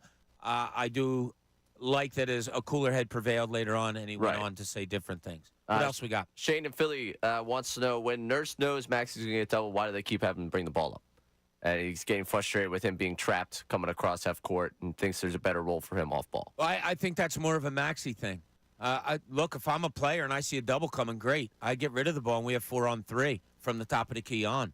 I think that's what you try to teach the guy. That's what you want him to do. I think that's where I talked about earlier. I'd like to see a player grab the game by the throat, when that's happening to Tyrese Maxey, go and get the ball and say, here we go. Kelly Oubre's probably the leading contender of doing that right now, of going and getting the ball. Kyle Lowry, of course, will do it, but if he's on the floor, he's probably handling the ball, and then when the pass goes to Maxey, that's when the double usually jumps out of that zone defense or whatever. But that's a good point. Why is, if he knows the double's coming, I always looked at it as an advantage when you knew the double's coming. If you're a good enough passer, you either step through, boom, you're past 2 defenders, now you're 5-on-3, or you get rid of the ball ahead of you, now you're 4-on-3 attacking against that defense. So different ways of looking at it. Great question. So, yeah, the Sixers game last night is, damn, like another one. Can't let that happen. But fortunately, Miami is just a half a game ahead of you. They do have the tiebreaker, so I guess you would have to call it a full game ahead of you. Still a game and a half behind the Pacers. You want to try to get up to that 6th spot. We'll see. We'll see if it happens. What is happening is your Philadelphia Phillies are opening the 2024 baseball season tomorrow. And while his disappointment was visible on his face when he walked in here this morning at around 8:30 about them not playing today, Ray Dunn is starting to have a little glimmer of sunshine surrounding him because he knows that it's just a little over 24 hours away when his Phillies will take the field. We'll get more into the Phillies when we get back. We have Eddie Barkowitz joining us talking all things betting at 12 o'clock. After that, all you, 610-632-0975. Love to hear from you. Here on Middays, Bob Cooney, 97.5, The Fanatic. Coming up this week in Philadelphia sports, the Fightin' Phils open the 2024 season with a homestand against the Atlanta Braves. The Eagles continue to work toward the future with free agency and preparations for the NFL draft. The Sixers await the possible return of Joel Embiid as they push to the playoffs. And the Philadelphia Flyers are inching closer to the postseason. Every angle, every storyline, every day, all day. 97.5 The Fanatic and 97.5thefanatic.com. This is the time of year to enjoy life, so stop letting that pain in your joints keep you from doing what you want to do this spring. Call QC Kinetics now. QC Kinetics is the nation's leader in regenerative medicine. I'm talking lasting joint pain relief with no surgery, no drugs, and no downtime. It's a fact. QC Kinetics is literally transforming lives. Their advanced treatments harness your own body's ability to restore and repair damaged joint tissue. Pro athletes have been doing this for decades, but now this life-changing treatment is available for you. So you can walk and run and climb stairs and play golf and move again pain-free with no pain pills and no risky surgery. This is an all-natural solution. QC Kinetics has tens of thousands of satisfied patients who have reclaimed their mobility. So take action now and live your best life this spring and summer. It's also a great use of your time.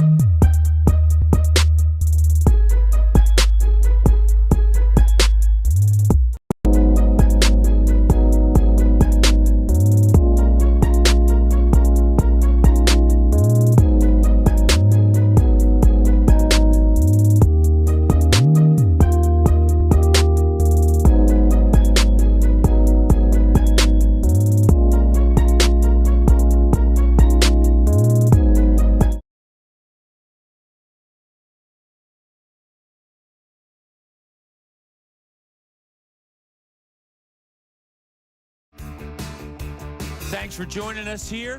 Middays, Bob Cooney, 97.5 The Fanatic. My man Ray Dunn producing today.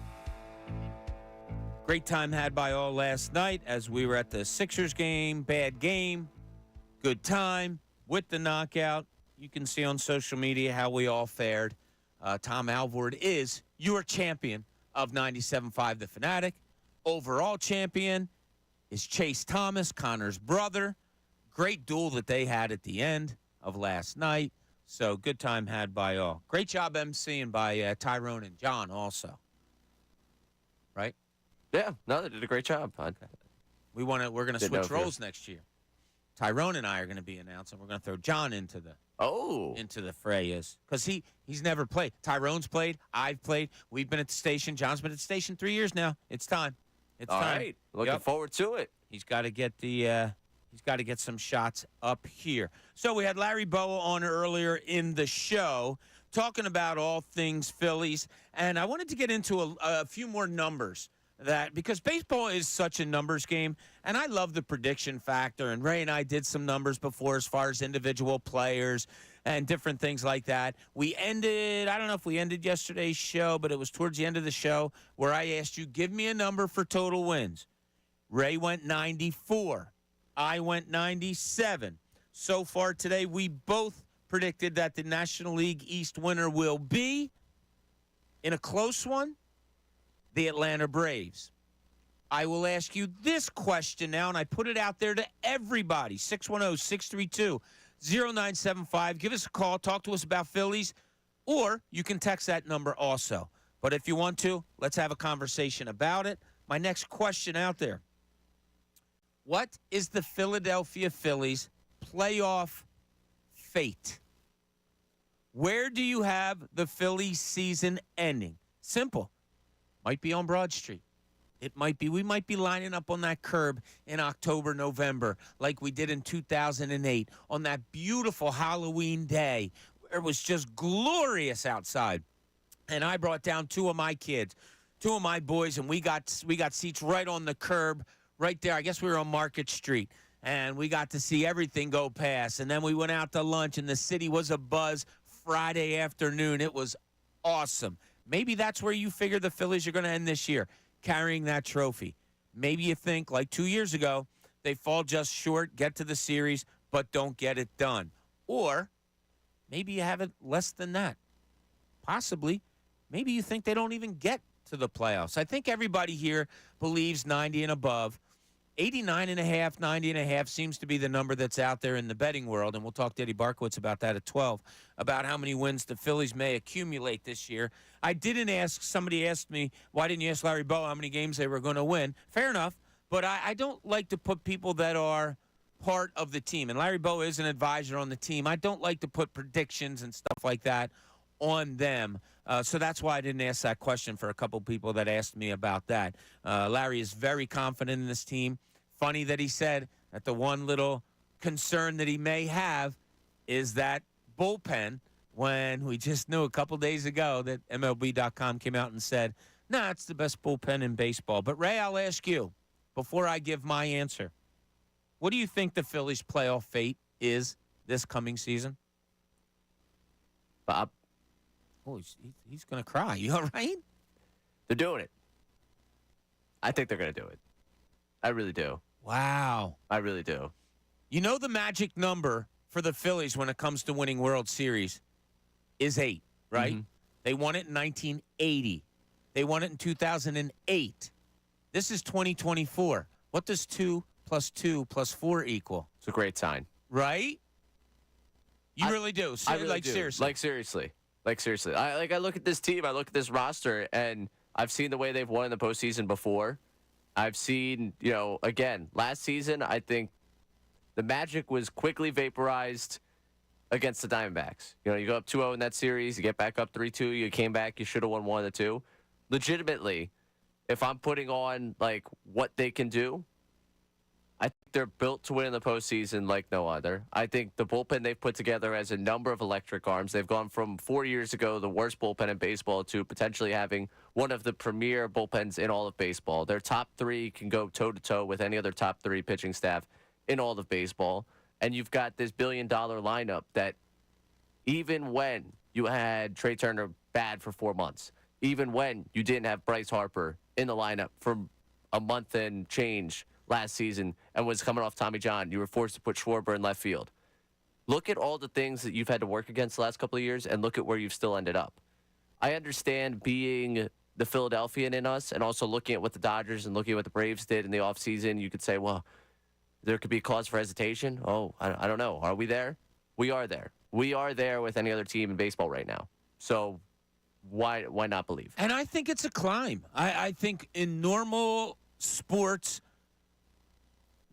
run to a championship or run close to there's climbs. A lot of times it'll be a team, they hit the playoffs one year. Detroit Lions are an example. Close, hit the playoffs, advance further in the playoffs, boom, you're right there as a challenger. The Phillies skipped, I think, a couple of years in 2022 when they, out of nowhere, they get to the World Series. I think they skipped a couple of years. But then they go into the next season knowing what it takes. Falling short against Arizona, like Larry Bowa said earlier, that's head-scratching. All you had to do was win one more game. Unbelievable it didn't happen. But all those things, you tie them together, and basically you're running it back. Same team. You didn't blow it up. As Larry said, you have a veteran team, windows wide open, all of that. To me, these are learning lessons. These are stuff that you carry with you that are positives. You know what it takes to get through a regular season to get to the playoffs. You now know what it takes to get to a World Series. And you know the hurt that it is to fall just short of getting to a World Series.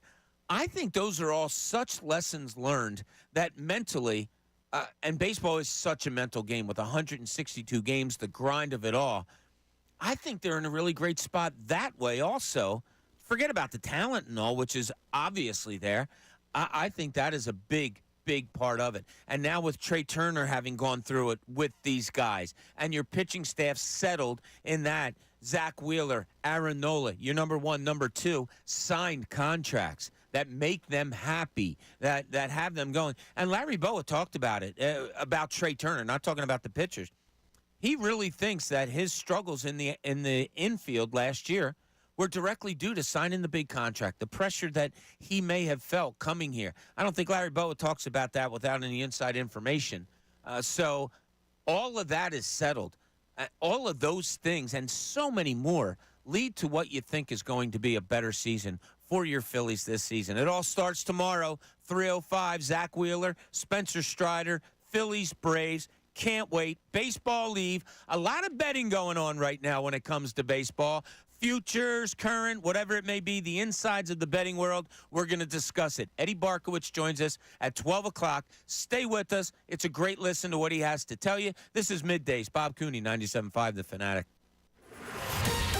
Fanatic Sports Update. Controversial call dooms the Sixers. I'm Ray Dunn. This update is brought to you by Summit Racing Equipment. Shop summitracing.com to keep your truck rolling right. Use promo code RADIO for $10 off an order of $100 or more. Exclusions apply. Offer ends 4/14/24. The Clippers won 108-107 last night over the Sixers, and Harden's return to the Wells Fargo Center. Officiating became the big story late as Kelly Oubre attempted to win the game at the buzzer. Didn't get the shot off, but the officiating crew admitted postgame that a foul should have been called late and should have put him on the line for potential game-winning free throws. Ultimately, doesn't change the outcome.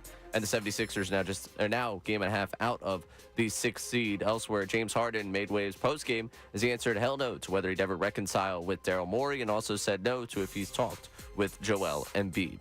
The Flyers hit the ice tonight. They're up in Montreal tonight to face the Canadiens. The schedule lightens up after a tough stretch of 7 games. They'll enter tonight a point up on the Capitals for 3rd place in the Metropolitan Division. Puck drop is at 7 o'clock, and you can hear the game right here on 97.5 The Fanatic. The Phillies opening day is now tomorrow.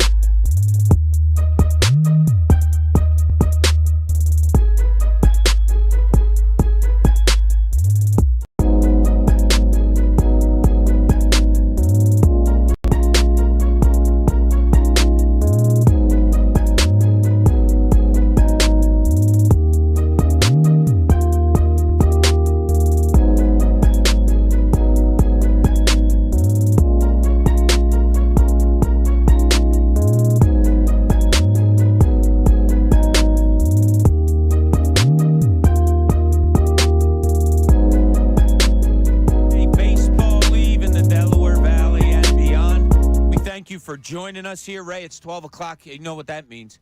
It's time for me to tell you the daily what song was in my mind when I woke up this morning. That is true. What was it? I wasn't real happy with it, so it was one of the ones that was in my mind. So I got into the shower and I had to turn on. First of all, I always turn on the show, the Kincade Salciunas show when I wake up. But if I have a bad song in my mind, I switch and put on a song to get the song that's in my mind. I don't love this song, and I wasn't real happy, so I had to get it out. But it was Bon Jovi, "Living on a Prayer." Yeah, I don't know if I was kind of disappointed there. I like Bon Jovi. Too. Oh, you were I thought you were disappointed that. Well, I like "Living on a Prayer." I'm not going to sit here and pretend like I go, 10 tracks deep with Bon Jovi, but. No, I don't either. Good guy, as he was owner of the Philadelphia Soul there for a while, so I covered many of those games, got to interview him. Our next guest was actually the beat writer of those Philadelphia Soul for a while, so he and Bon Jovi were like, it was like frickin' frack for a long time there. Eddie Barkowitz joining us on the Comcast Business Hotline. Eddie, you remember those Bon Jovi days, right? Absolutely. Yeah. My favorite Bon Jovi story is we would email often, especially when he was on the road on tour, and he would have a way to watch the games and, whatever. And it was like Wednesday morning, it was a game night morning, like 2 o'clock in the morning, and I get an email from him. He must have been in Germany or somewhere doing a show. He says, "What the hell happened to my team last night?" And I responded, I actually happened to be up. I was probably just getting in. Yeah, I can't imagine that. I was never with you on those type of mornings, but go ahead. I said, "Well, your wide receivers suck. They can't get open, John. I don't know what to tell you." He says, I said, "You got to spend some more money on that position." So we always had a good time with that. He's a regular guy. He's a regular. And Bobby, these guys. They're all regular guys. And John is the same, a decent human being. First time, and Eddie, I'm a Springsteen guy, for better or for worse, for whatever people out there think. Sure. But so we had Bon Jovi on Daily News Live. So we're interviewing. I think for some reason it was just me and Barkan, and I said to him, "John, what do you get the most excitement out of? You're the owner of this football team, and you're acting like a little kid with it, or getting out on stage in front of 50,000 people that are just going nuts for you? I can't even imagine that." And he goes, "Oh, it's definitely the football, because in the concerts, I can just put it on automatic pilot and get through a 2-hour show." And right then and there, it hit me. I said, "See, Springsteen would never say something like that, because every show is a first show for every fan that he has." But that was fun when he was the owner of the Soul, and you were the great beat writer that you were, Eddie. I don't know about that, but we did have point spreads in the Daily News on those arena football games. God, we had so much fun back then, didn't we, with doing that kind of stuff? Oh, the things we used to get away with. All right, so let's get into the betting aspects of everything going on here, Eddie. And obviously, it is baseball. Well, it's opening day for a lot of teams, baseball eve for the Phillies. Talk to us about some of the interesting things that are going on in Major League Baseball that you see in the betting world. Well, there's obviously this is a time for the futures. There is a lot of the sharp guys have already gotten down. The line is moved.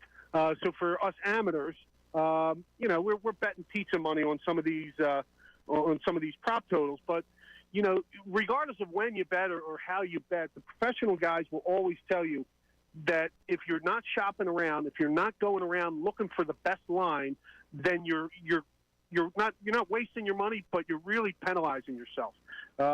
Think about it as in the blackjack terms. If you have an 11 and the dealer has a 5, you're just taking a straight hit instead of maximizing your returns by doubling down. So you got to look for those edges. In other words, at one book at FanDuel, the Phillies over/under win total, either side, over or under, is -110.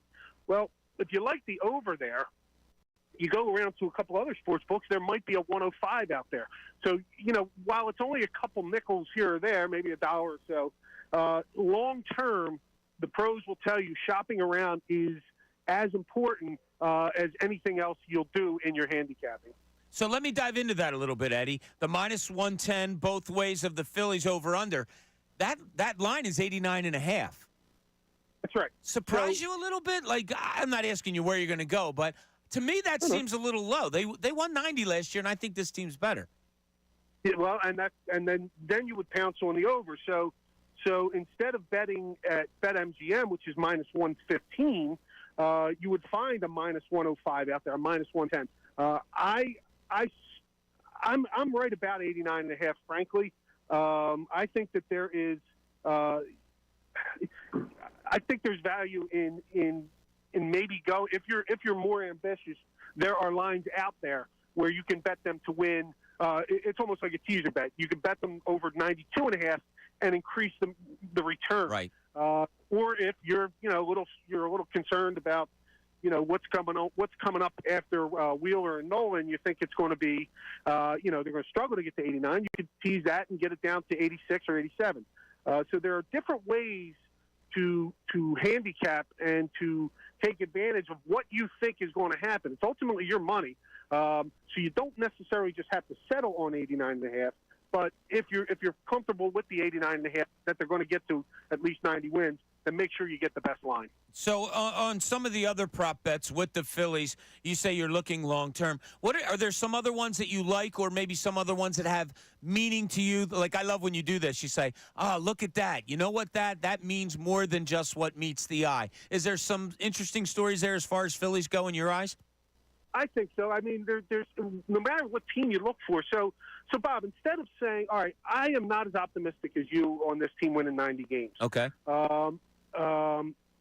So there's two ways to approach that. You bet under 89.5, or you look around for a line that has, will they make the playoffs? And frankly, if they win 85, 86 games, they might not make the playoffs. So rather than get tied up with the win total, you could get them not to make the playoffs at another sports book at almost 2-to-1 odds. So you bet 100 and you win 200. So there's different ways to look at how they're going to fare in the season beyond just their win total. And that could also go for, Bryce Harper proposition bets. If you don't think they're going to do well, then maybe you hammer some of the unders on his home run totals or Kyle Schwarber's home run totals, things that would have to happen for them to miss the playoffs. Zach Wheeler under strikeout totals, those kind of things. And subsequently, if you're feeling real optimistic about it, well, maybe you then take a look at some of the, the more interesting prop bets that are out there. Some of them are parlay bets I don't love, but there's ways for you to maximize your either pessimism or optimism with this team beyond just what is on the first page of the sports betting page. Knowing you the way I do, you map out, and you're describing it perfectly. You map out a lot of things in your life, like here, this should go there, this should go there. This is how I see it. But then every once in a while, you'll give me the old, I don't know why, but. Do you have any I don't know why, but kind of things that you're looking at in Major League Baseball that you kind of like, or it might just be with the Phillies also? Sure. No, the one that has caught my eye is Chas McCormick, center fielder for the Astros, the rat who made that great catch in Game 5. Local kid, right? Yeah, Westchester Henderson. Uh-huh. He's at 19.5 home runs. He had 22 last year, and I don't bog down with numbers because that's kind of boring unless you're in them. It's like pictures of your kids. It's like, yeah, all right, that's nice, but what do you really got? Anyway, so I'll never show you pictures of my kids again. It's too late, dude. Anyway, but his OPS last year was 842, and the managerial change in Houston seems to favor Chas a little bit, that he's going to get the lion's share of the playing opportunity in Houston. So you look at that, I look at that and say, he was 11th in that OPS, so that keeps him in the lineup. The idea to be able to bang out more than 19.5 home runs is appealing to me. So I like the over/under with Chas McCormick. And again, I'm not a pro, but I will say you have your masters. But and this is something I wouldn't mind getting your guys' take on. What do you think of Shohei Ohtani, and not only what he's going through, but could these season-long distractions, could they affect how many games the Dodgers win, how many home runs he hits, that kind of thing? I'm curious as to what you guys see as it relates to that. He seems Teflon to me. The fact that he's talking to the interpreter the day that everything came out seems so easy and all that stuff.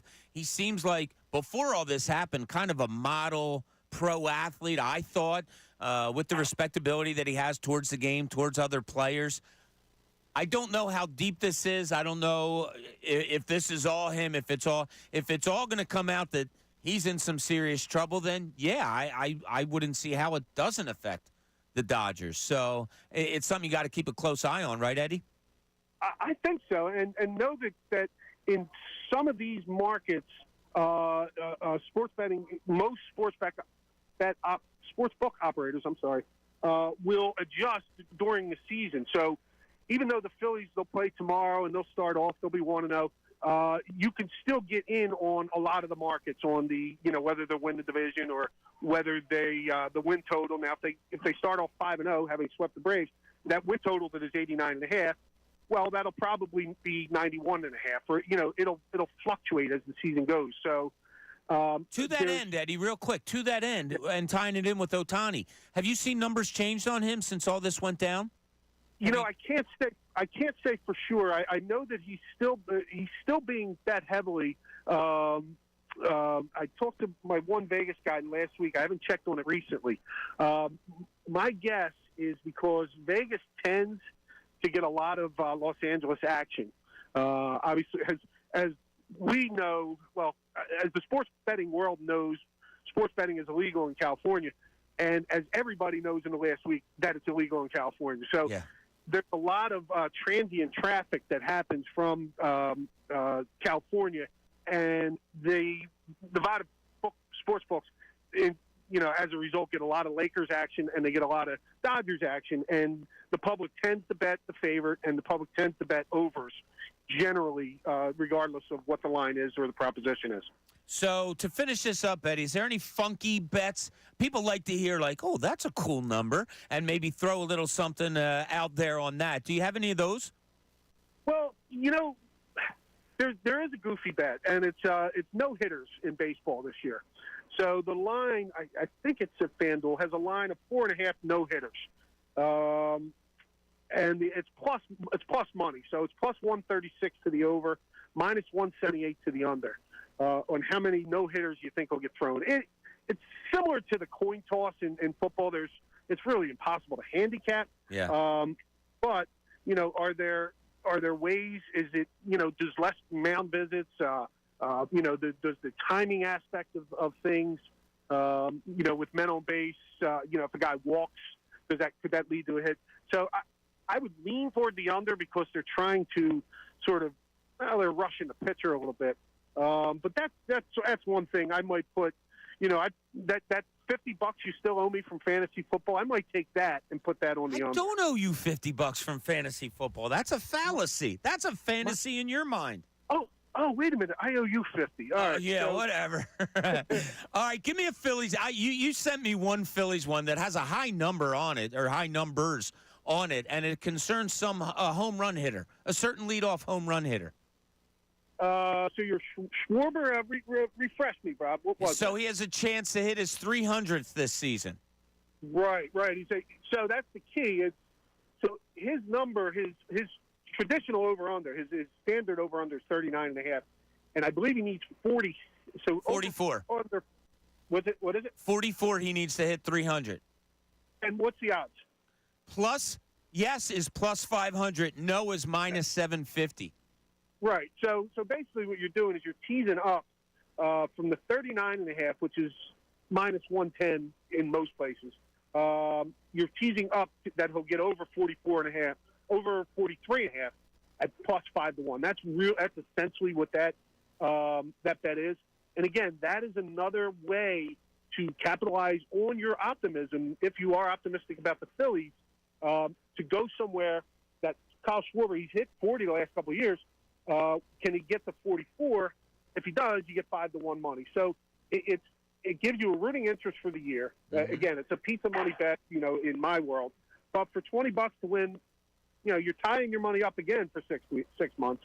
So, but is it a fun thing to sort of get into? Yeah, I mean it is. If you're optimistic about the Phillies, but just make sure you get the right line and shop around for the opportunities, because that's really the key. It's fun, but it doesn't have to be, reckless. Yes, and that's how betting is at its most fun, when it's not reckless. and you're just having fun with it. Exactly. Eddie, I can't thank you enough. You are, as I said, a masters of betting and in the betting world. Well, I'm serious. We do appreciate it. It's easy for us to say, I'm going to bet $10 on this. The ins and outs that you give of the betting world is awesome. Greatly appreciate it, and hope you have a great rest of the day, buddy. All right, boys, you too. All right, thanks, Eddie. Eddie Barkowitz talking betting and all on here. I just love it. He sent us a couple other prop bets here. Let me see if I can call it up. Yeah, here it is. Notable parlays. The Phillies to get at least 2+ hits in every game, Ray. You're shaking your head in wonderment. I'm shaking my head, and I like the idea of the bet. It's a very cool bet. Minus 240. I can't bring myself to the frustration level I have when they only have one hit in a game, sitting there frustrated about my money as well. I don't want my TV to end up on the street. And it would probably be like third game of the season, they get one hit. Yeah.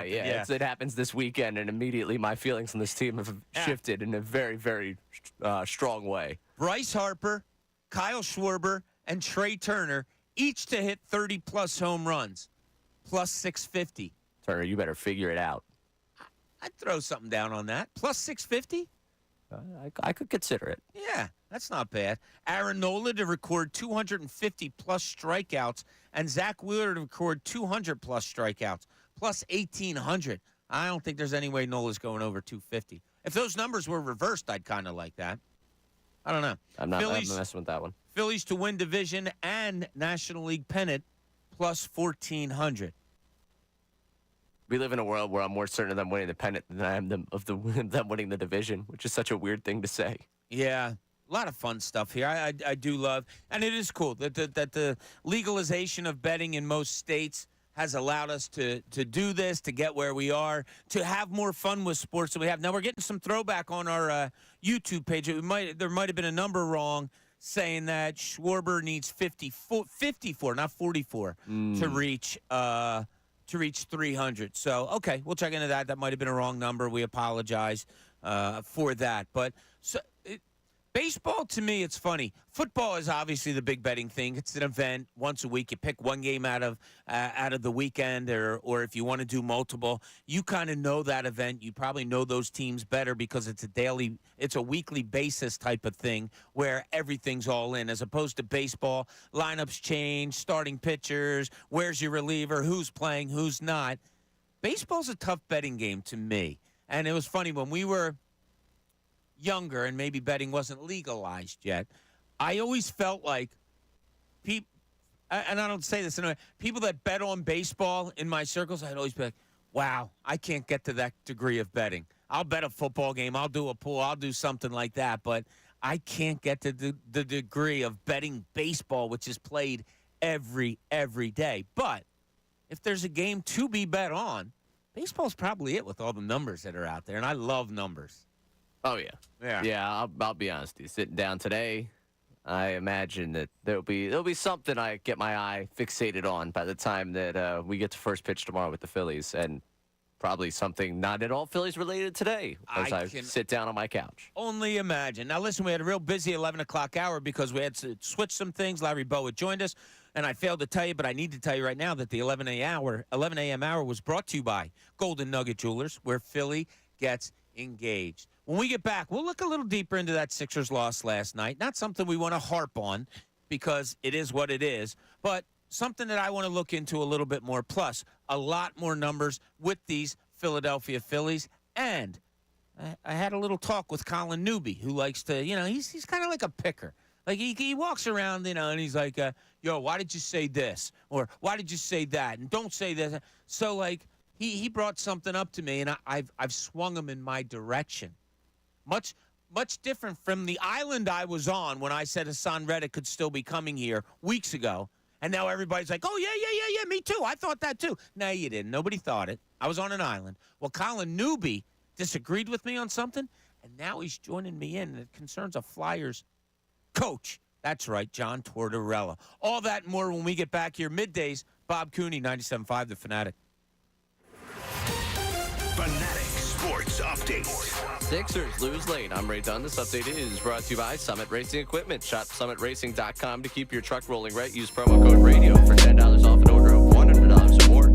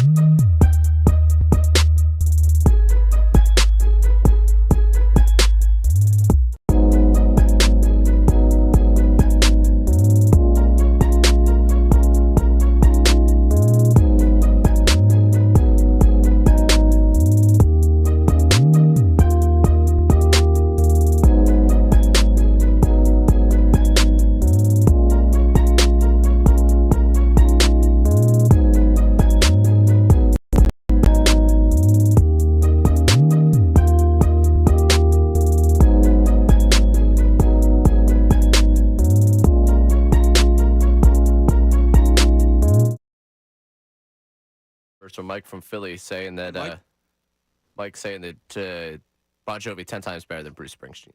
So that look, I don't. Yeah. No? Okay, I appreciate your opinion, Mike. I'm not going to sit here and argue. If you like Bon Jovi better than Springsteen, that's just cool. I don't. reading the controversy. Okay. Yeah. Also, Ryan in Florida curious why Lowry wasn't on the floor to end the game. I thought that too. I honestly did. Now you're going with the bigger guy to throw the inbounds pass. You want to get to the basket, I guess, is what it is. I don't know. Good question. I didn't. Like I said, we got home late from the game last night.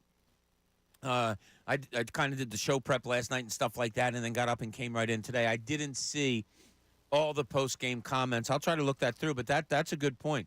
If you're going to play Kyle Lowry 30-plus minutes in the playoffs, which appears what's going to happen, why isn't he on the floor late in the game? I don't know. Is it a thing where Nick Nurse thought that it was easier for the Clippers to defend a Kyle Lowry in a half-court situation where he doesn't have room to separate? I don't know. That's a good question. All right, some of the things that I threw out earlier today was some of the things that came out in the Phillies preview that I was reading, and it was a lot of the writers in the city talking about different numbers, and we've put some of them out there to you, which people have answered through tweet and through our text, and I've also put them to Ray to find out what his thought was. So I'm going to throw a couple of them out here to you now, and in the 1 o'clock hour, I want to play some stuff for you that Jason Stark had to say yesterday, because who more do you go to when you want to talk baseball and Phillies and all than Jason? I thought he had some really interesting things to say on the best show ever yesterday. So I want to go over some of them at 1 o'clock. But right now, Ray, I'll put these out to you. And if you have any thoughts on these numbers, 610-632-0975. Call in, talk to us, love to talk to you. Or you can text in if you so choose. Philadelphia Phillies. Strikeout leader, pitcher. Who's going to have the most strikeouts for the Philadelphia Phillies this season, and how many? Ray, I will put it to you first before I answer. I will go with Zach Wheeler, and I'll do it in somewhere 230. 230. That's a high number. Well, 230. If I think he's going to pitch 220 last year, about. If I think he's going to pitch 190-something innings, and it does it at a 10, like almost 10 strikeouts per 9 innings clip. Look at you. Yeah, that's about it. Yeah, that's about it. Okay, I will also go with Zach Wheeler. I'll go a little under. I'm going to go around 215, I'll say. Okay. Somewhere right around there. Home runs, who is your leader, and how many? I will start this one. Okay. Got to think of health. Mm-hmm. They've had really good. Larry Bowa brought it up, and I think it's something that we've kind of understated maybe a little bit, Ray. Over the last few years, they've really stayed in pretty good health. Now, Harper, of course, last year starting with the elbow or whatever, but he came back in record time. And then when he came back, we saw his power just climb. We saw him get better right in front of our eyes physically. And then he gets moved to first base. Is that a comfort thing for him? Is he really comfortable there and he really settles in to be that? I read something today. Bryce Harper hasn't played 150 games since 2019. There's been some injury history going on, and, of course, you have the back thing a little bit with him. So, because of that, I think it's between he and Kyle Schwarber. Because of there's some back things, and you can't afford to get him out of the lineup once in a while, I'm going to go Kyle Schwarber, and I'm going to say 42. And I'm sticking to it. Yeah, I'm no hesitation. Schwarber, 45. 45 for Schwarber again? Yeah. Okay. Yeah. 45, all right. 44 somewhere. I think 45 is where my mind goes to. All right. We're both right there. This one really interests me because of player and because what you might think the number is. Phillies leader in batting average. Now, obviously, it has to be among the stars. Has to be a guy that has more than 300 at-bats, we'll say, somewhere along there. Maybe you can put a Whit Merrifield in there. I don't know. Maybe the lesser at-bats he gets, the higher his batting average will be. But, Ray, batting average, what is the average, and who is the player that is going to lead your Philadelphia Phillies, who open up the season tomorrow at 3:05 against the Atlanta Braves. Whit Merrifield's a great wild card to throw into this, because if I think that he could be something in that, again, like part-time role where he hits 300, that might be the great changer to this conversation. But for the sake of what popped to mind first, Trey Turner and just south of 300. Oh, south. Yeah. I got Trey Turner rock solid 313. Wow. How about 313. that? 313. He returns to his form. I like what Larry Bowa said today, talking about Trey Turner. I asked him, for those of you, everybody knows the Larry Bowa name, but for those of you who maybe didn't get a chance to see Larry play, Larry was an unbelievably talented fielding shortstop. So I asked him specifically about Trey Turner's inabilities to field all that well last year, and he had a great answer. He went right to, I think it was the contract. I think it was the pressure. I think most of his errors were mental. Not physically not being able to get to a ball, but more mental. So he was talking about Trey Turner being in a good frame of mind. I think that carries to both sides. Larry was talking about the defense. I'll take it to the offense. 313 hitter. There it is, Ray. I don't care what you say. I think that's what it is. Hey, listen, that's what you want. You can have that. Okay. Go right ahead. I'm not going to say that I don't want him to hit 313. That's not my position here. All right, if he hits 313. You know what? I'll buy you a beer. Aw, that's sweet of you. Actually, if it's exactly 313, I think you deserve more than a beer, because being able to project that over an entire season. Being with you and having a beer is all I need. Wow. That would be fine. That's so sweet of you to say. No, that's just the truth. I thought we weren't lying to our audience. No, we're not. Okay, yesterday we had somebody, a caller, texter, I don't remember really, who said that Kyle Schwarber was going to be the MVP of the National League. A caller yesterday. MVP of the National League. I can't give the MVP to a guy that's going to hit below 220. I just But what can't. if he didn't? Okay, what if he hits 230? I just can't. That's an all-around award to me. I love the home runs. I love the RBIs. I like watching Kyle Schwarber play. I'm just like everybody else. I like the anticipation of him swinging and hitting 480 feet. 200, 210, 220. That's not MVP worthy to me. So I'll put it out there. All of National League. Ray Dunn, Raymond, if you're reading his byline, who is your National League MVP this year? It's funny because the conversation with Ed kind of spurred me to go into a little gambling group chat I got and start to pick the brains of those in the group chat. A lot of people start with Bryce Harper. Bryce Harper, I think if I was just going the hometown pick of got my Phillies glasses on, yeah, I'd take Bryce Harper. Someone that's at a bit of a longer odds, but I think when you talk about the all-around game, Austin Riley. Ooh. I think he plays a really good third base. I think he's going to be a cornerstone of a Wouldn't team. You hate to see a Brave win an MVP? I would hate to see it. Or I'd love it if the Phillies still beat them in the Right, in the yeah, I'd hate to see it, but they're going to be the cornerstone of a team that wins probably 100-something games. If I had to go, outside of Phillies world, because in my mind, Bryce Harper's, yeah, of course, Bryce Harper's going to be the NL MVP. He should be the NL MVP. He's our guy. If I had to go outside of that, I also think Harper this year, the narrative of him playing first base, and if he looks great at first base, I think that might start persuading people of, look how valuable this guy is. Let's see if he can go win it.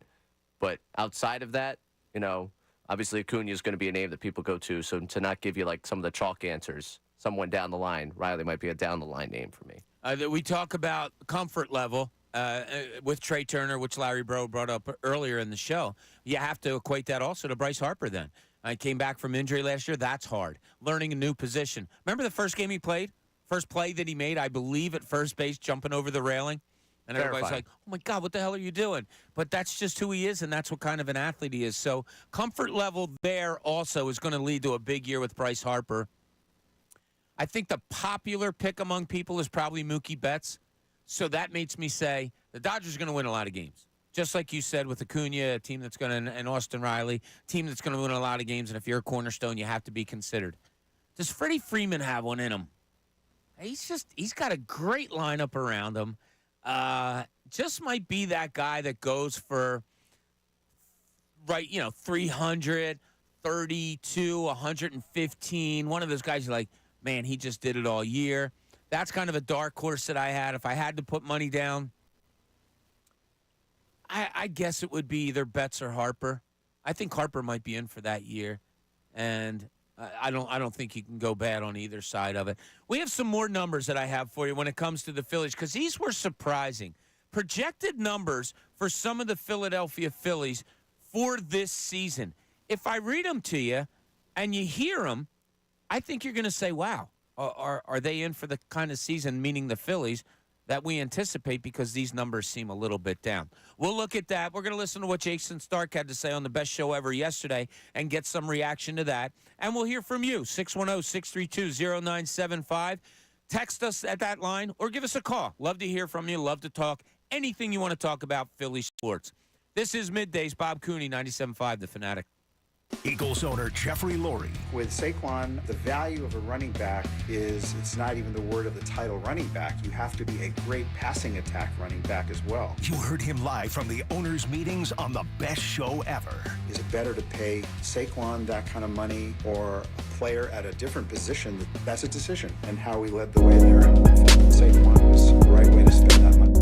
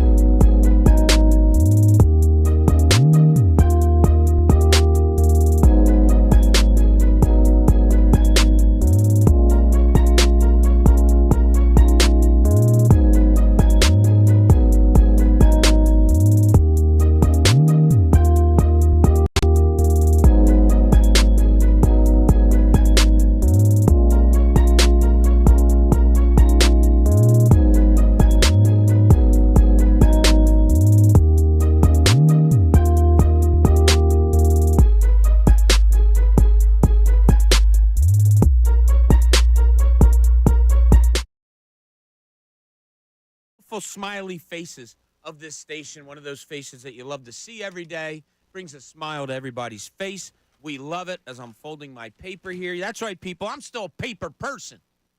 I come in every day with the paper in my hand, and almost at least once a week somebody comes up and goes, "Oh, I love to see that somebody still reads the paper." Yeah, I get it delivered to the house every day, Ray. Every day. Does that shock people? Of all people that we work with here, you being a paper person, I think should be the least shock to anyone. Probably. Yeah. You know, like, my Sunday morning is so set in that I get up, I go out and get the Sunday paper, which is on the front lawn, bring it in. I cook breakfast for the whole family, which I do Saturday and Sunday. Whenever I'm home, I cook breakfast for my wife every day, for the kids, you know, if they're around. And I do all that, and then I make my coffee, I open the paper, and I sit there for probably an hour and a half, and I read the whole Sunday paper, do the puzzles, all of my things. That's my thing, Ray. See, what would shock people, because that sounds beautiful. That sounds like a wonderful Sunday morning. What would shock people is knowing that I have a routine similar, except I don't get the paper delivered. I just have the digital. I just scroll on the computer. Yeah. But the fact that, one, I'm a paper subscriber, and Sundays, my summer Sundays last year were literally spent.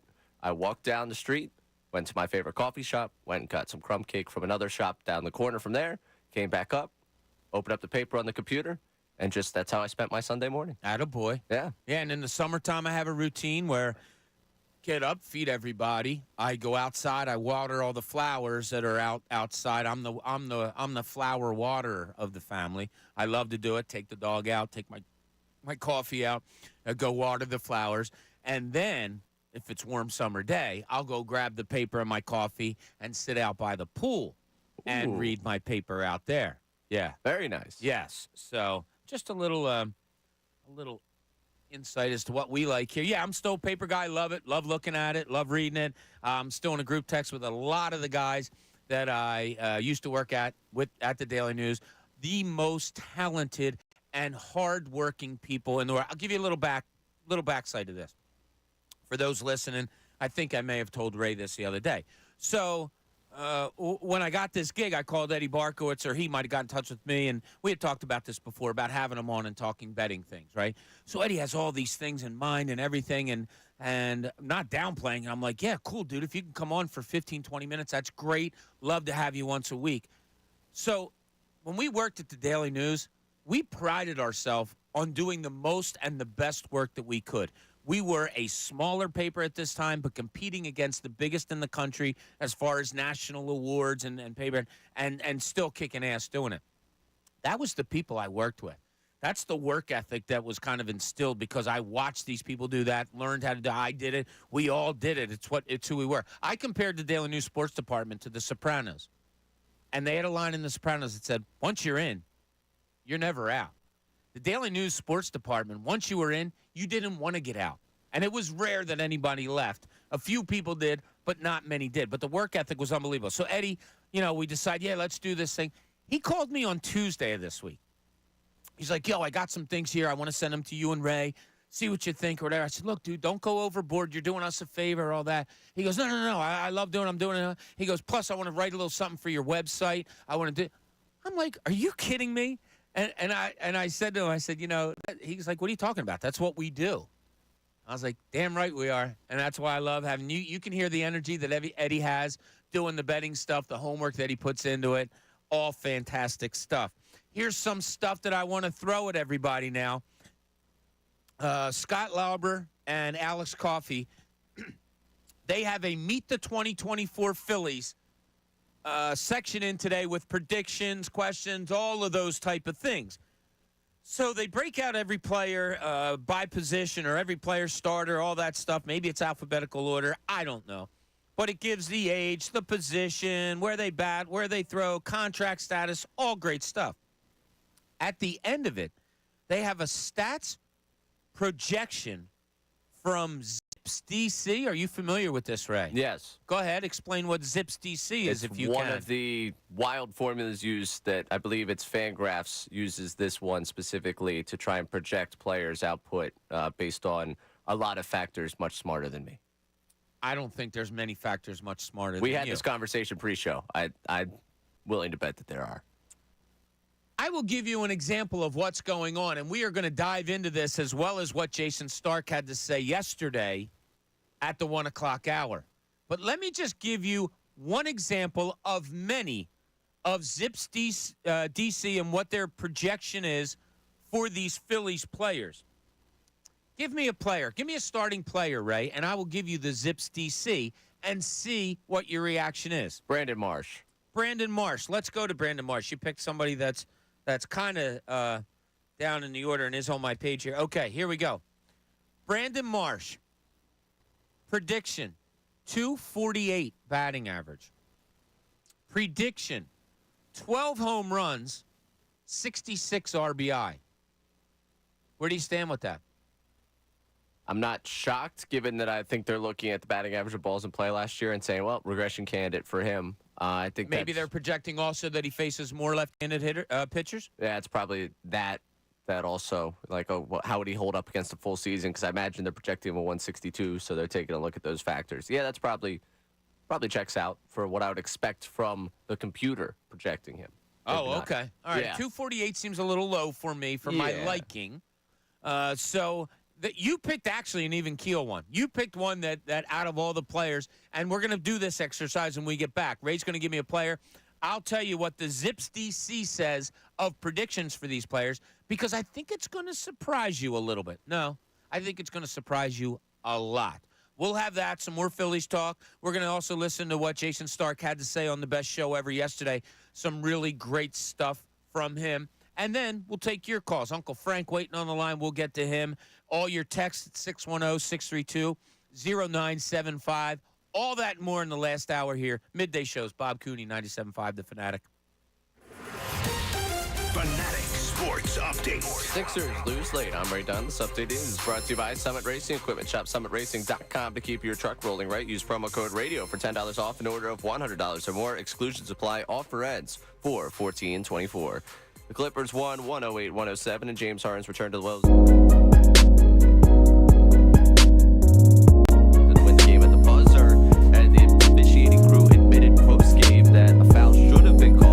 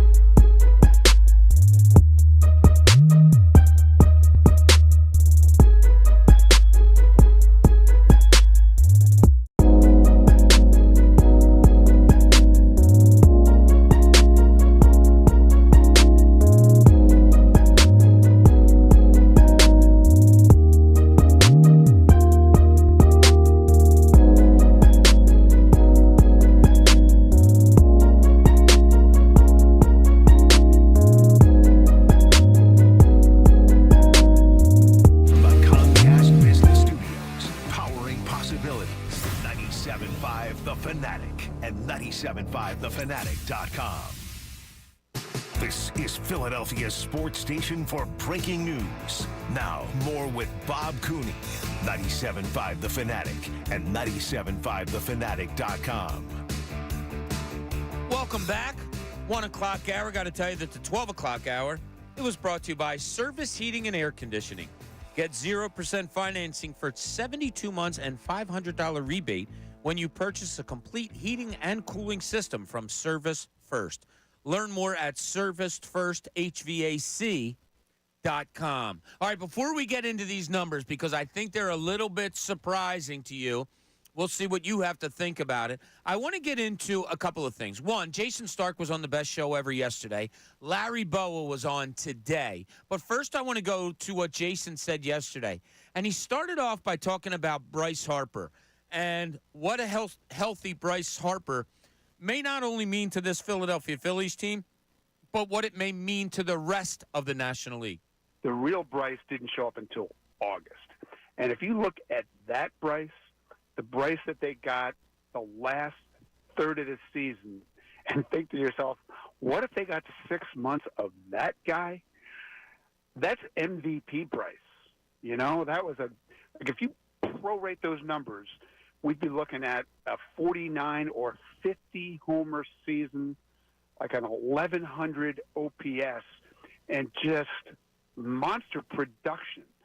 So the question is he ready to be that guy from opening day? And I don't know the answer. No, the only I feel like Bryce Harper is such just a stable. You had the injury last year. There's been some injuries.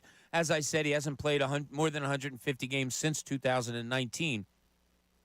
But to me, Bryce Harper just seems to be that, plug and play. Man, it's going to be good. It's going to be really good. As Jason pointed out, his numbers through the last half of last season, if you project it out, MVP-like. I just have a feeling he's going to be there this year. I think Uncle Frank may have that feeling also. I'm not sure. And maybe we'll find out. Maybe we won't. You never know with Uncle Frank. Frank, you're on 97.5 The Fanatic. What's up, buddy? Okay, I'm locked in. All right, here we go, Frank. No time for salutations. A minute and a half. God, I hate rules. All right, what do you want to know? You want to ask me some Philly question? No, I want you to tell us what's on your mind. Well, okay. Well, regarding, I think Schwarber leads them with 39. Okay. I'm going to go Turner, 309. I like it. I think Wheels up. I know he had like two. I think he's around let's 229. Okay. How about Harper home runs? Oh, good.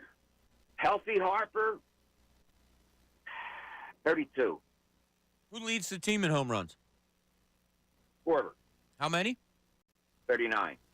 All right. How many wins for the Phillies this year, Uncle Frank? You know, let me ask you.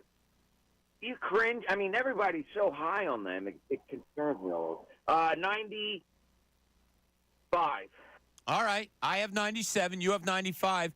Raymond has 94. Give us one more bold prediction for this Philadelphia Phillies team moving forward, Frank. Oh, wow. You asked me to ask you questions, so I'm doing it. Here you go. Ranger, 16 wins. Oh, I like that. Under 3.5 ERA? Yeah. Oh, yes. That's a big ask, but yes. Yep. Uncle Frank, that was a perfect phone call. I'm so proud of you. Maybe this is the way we have to go. I'm going to have to ask you questions to get the answers. What do you think? I like it because it keeps me focused. There it is. Frank, you are the best. Oh, my God. I got to give a standing ovation there. That's pretty good. That's pretty good. We got Frank on and off in like a minute and 30 seconds. Right at the time, he was focused. He was centered. I think we found a new way to handle Uncle Frank. It's question and answer time. That's what we have to do. Your interview with Uncle Frank.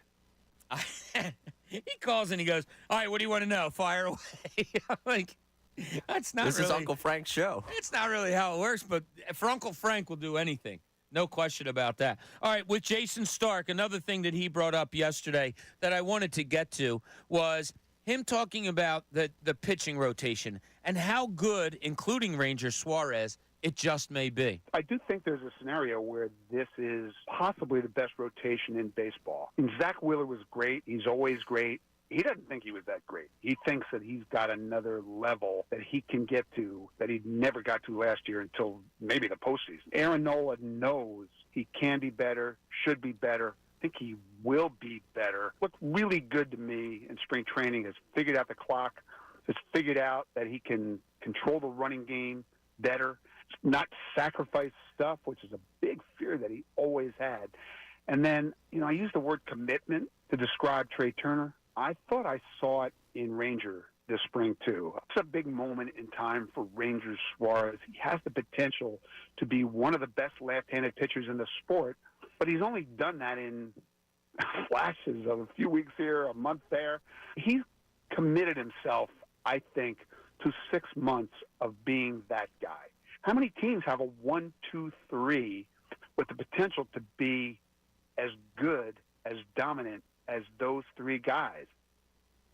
It's amazing. The more and more people talk. Tim Kirkjian the other day, now Jason Stark. We talked to somebody else that talked about the first 3 starters of this Phillies rotation. Man, it's not getting thrown around lightly that they can compete with anybody. And Ranger Suarez with an unbelievable spring, 15 innings, no earned run, like a .060 whip, whatever it was. Just really good stuff. Are we being too optimistic? You always have to look when you think things are going to be good. You hate to look at the bad side of it, but of those 3, if there is somebody that you're a little concerned about, who would it be? I'm finding troubles to find it because I think Wheeler's just a stud that's going to go out there and start you 32 games, get you 6 2/3 innings, going to strike you out 10 guys a game, going to keep you in games all the time. Maybe there's an outing here or there, but I just think he's that. I think he, in the term that I used with Larry Bowa earlier, I think he's that rock solid. When you go to Aaron Nola, could there be a question mark there? Absolutely. Last year wasn't all that great during the regular season, but gets into the playoffs, has some studly performances there, has the new contract now, has tweaked a little bit as far as the pitch clock goes that he talked about this offseason, about how he's looking at it, how he's feeling with it, better with it. All that lends to thinking he's going to be more comfortable going out there every night with a pitch clock right in front of him. And then Ranger Suarez, I guess that's the guy that you say, if there's one of the 3 that I still am not maybe convinced because he showed it 1 year with a lot of innings, but that would be your question. But he's coming out as almost the biggest answer. Larry Bowa said it, as we just heard Jason Stark say. Everybody is predicting a big year out of Ranger Suarez. So I'm not going to go against anything. If there's one, I don't want to say one of the guys that you're concerned with, Ray, but I'll say out of those 3, who do you feel best about? Who might be a little have a little suspect for you? See, that's that question, the way you break it down of it being so tough is really the case because I'm as confident as anyone in Wheeler. I'm much higher on Nola than I think a lot of the fan base has been. Last season, I was one of the ones like just kind of, when we talk about standing on islands, I was on the island waiting for him to turn around, and it only really happened at the end of the season. And, hey, it happened at the right time for you. If he was going to do it at any point, him doing it in the postseason was nice. And Ranger, I mentioned the other day, the feeling I had when I heard his music come over the loudspeaker in Game 5 of the NLCS the other year, so, oh, this game's over. Like, I just have that confidence in him when he takes the mound. So if I had to go with one of them, and since you went Ranger, maybe I think you've covered the concerns with Ranger, I would look to potentially a Wheeler or Nola just in the number of innings they've logged. Yes. And just thinking about the durability there and looking at the concern of when does that catch up with you. Does some of your confidence towards Nola go because his career has seemed to be up, down, up, down, up, down. It's time for that up year? It's time for that up year. Yeah, that's a big part of it. To me, and I also think him learning to adjust with the pitch clock, him learning to adjust, I think to just what baseball has become. I don't think he did a great job of adjusting to it last season. I just think it's interesting. One of the things we didn't talk about a lot, or I shouldn't say we, something that I don't feel like I talk enough about that I have just thought about a lot has been the last spring training, having that big of the spring training where the rules change, and JT not being with the pitching staff through a lot of it because of the World Baseball Classic. That's a great point. I hadn't thought of it before you mentioned it. That is a really good point. Getting used to each other with the pitch clock and all is something that they had to do, and they didn't have a lot of time to do it last year because of the WBC. Yeah, and I think some of the younger catchers last year defensively succeeded a little bit more because they had been used to it in the minor leagues. Like I think a Rutschman coming up, and I think he had experienced. Oh, he's so much fun to watch. I think that's going to be my game of choice at 3 o'clock. I think Orioles are going to be good. I think that's going to be my game to watch when I get home. There was predictions on the AL East this morning, not to interrupt you real quick, and I think 2 of the 3 guys picked the Orioles to win the AL East. So go ahead. I'm sorry. Yeah, no, I mean it's a fair pick. I would pick them to win the AL East as well, and it pretty comfortably. Like not 10 games or so, but I think they'll win it by 4, 5, 6 games over whoever's next to them in that division. No, but I think it's just one of those things that when I think about last season and what went wrong for Nola, I think there were things working against him, and obviously he is also one of those factors, and I think the pressure he puts on himself. But that was the first time he had gone that deep into his season. Pitch clock change on him. He's playing for a contract. I think there were a lot of factors that work against you that this year I think you could kind of clean up, and now he's seen what it's like to pitch into late October. The year before that it was into November. Now how do you bounce back from that? How do you react to that? And how do you react to the pitch clock? I think it was Alex Coffey's story about just the way he's looking, how they're having him look at runners now so it doesn't take him out of exactly what he wants to do mechanically. I think it's a lot to me that trends upward with Nola this year. It's funny, little things like that, how Nola used to look at the pitch clock to the right of him, or to the left of him, to the right of him, I'm sorry. He would look that way for it, and then pitching coach thought that maybe he was keeping his shoulder open a little too much, so they had him looking at the left side. Just little intricacies that baseball provides you the time to break down, through a season, through an off season, which is pretty cool. We talk about the mental state of players and Bryce Harper and how much easier he may feel this year. We talked about Nolan Wheeler having the contracts. Well, I brought it up with Larry Bowa earlier today when I asked him about the struggles defensively that Trey Turner had last season and why he thought that may have been. I just thought maybe the big contract and everything is putting a lot of pressure on himself. Having an unbelievable World Baseball Classic series, that wears you out a little bit too. You're playing playoff games every day in February and March, and I think it took its toll on a couple guys. I was a little surprised at Larry saying that. Larry being a very meticulous type of shortstop that he was. He was such a good fielder. And when you looked at Larry playing back in the day, a lot of you didn't. Smaller guy.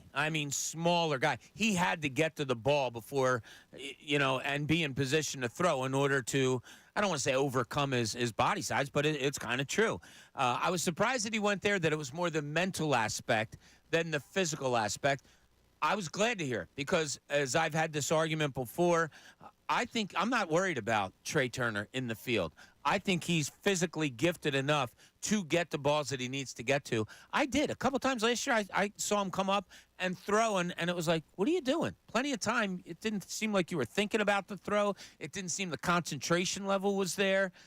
He played better defensively in the playoffs when you have to concentrate more. Maybe it is a mental thing with Trey Turner more so than anything, and maybe Larry Bowa hit upon it. If that is the case, that he's in a better state of mind mentally, I can't imagine the bat's going to take 4 months off to start the season.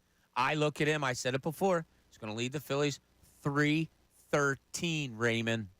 Uncle Frank saying 309, and now you guys are making me feel a little bit of a downer here with the 290, 295 area with him, but I would push back a little bit of not necessarily the overall concern where I think it's going to be devastating for this team, but I'm intrigued to see him defensively this year. I think that's, if we want to use that, I feel like that might just be the word. Midday show, they're intrigued. But really, that's kind of where I'm at with him defensively because I do think it has been a little bit of a slope off for him the last couple of years. I don't know if it compounds the way it does fully.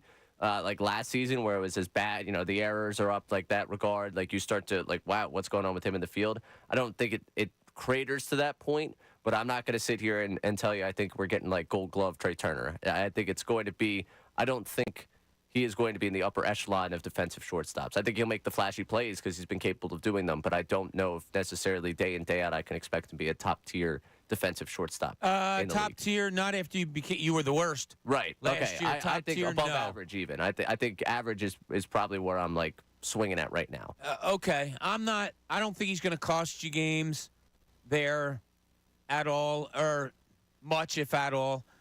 I don't know. I don't know why I have this. It's just the feeling I have, and you can't help how you feel. I'm okay with him at short. I think he'll be okay there. I think we'll come away from this season saying, oh, wow, he was a lot better than he was in 2023. Maybe it is a mind thing more than mental, and if anybody's going to read it, it's Larry Bowa, and he went right to the mental aspect of it. All right, Ray, I need you to pick out another Philly because I want to throw the Zips DC projection on that Philly for this season. Nick Castellanos. Nick Castellanos is who you went to.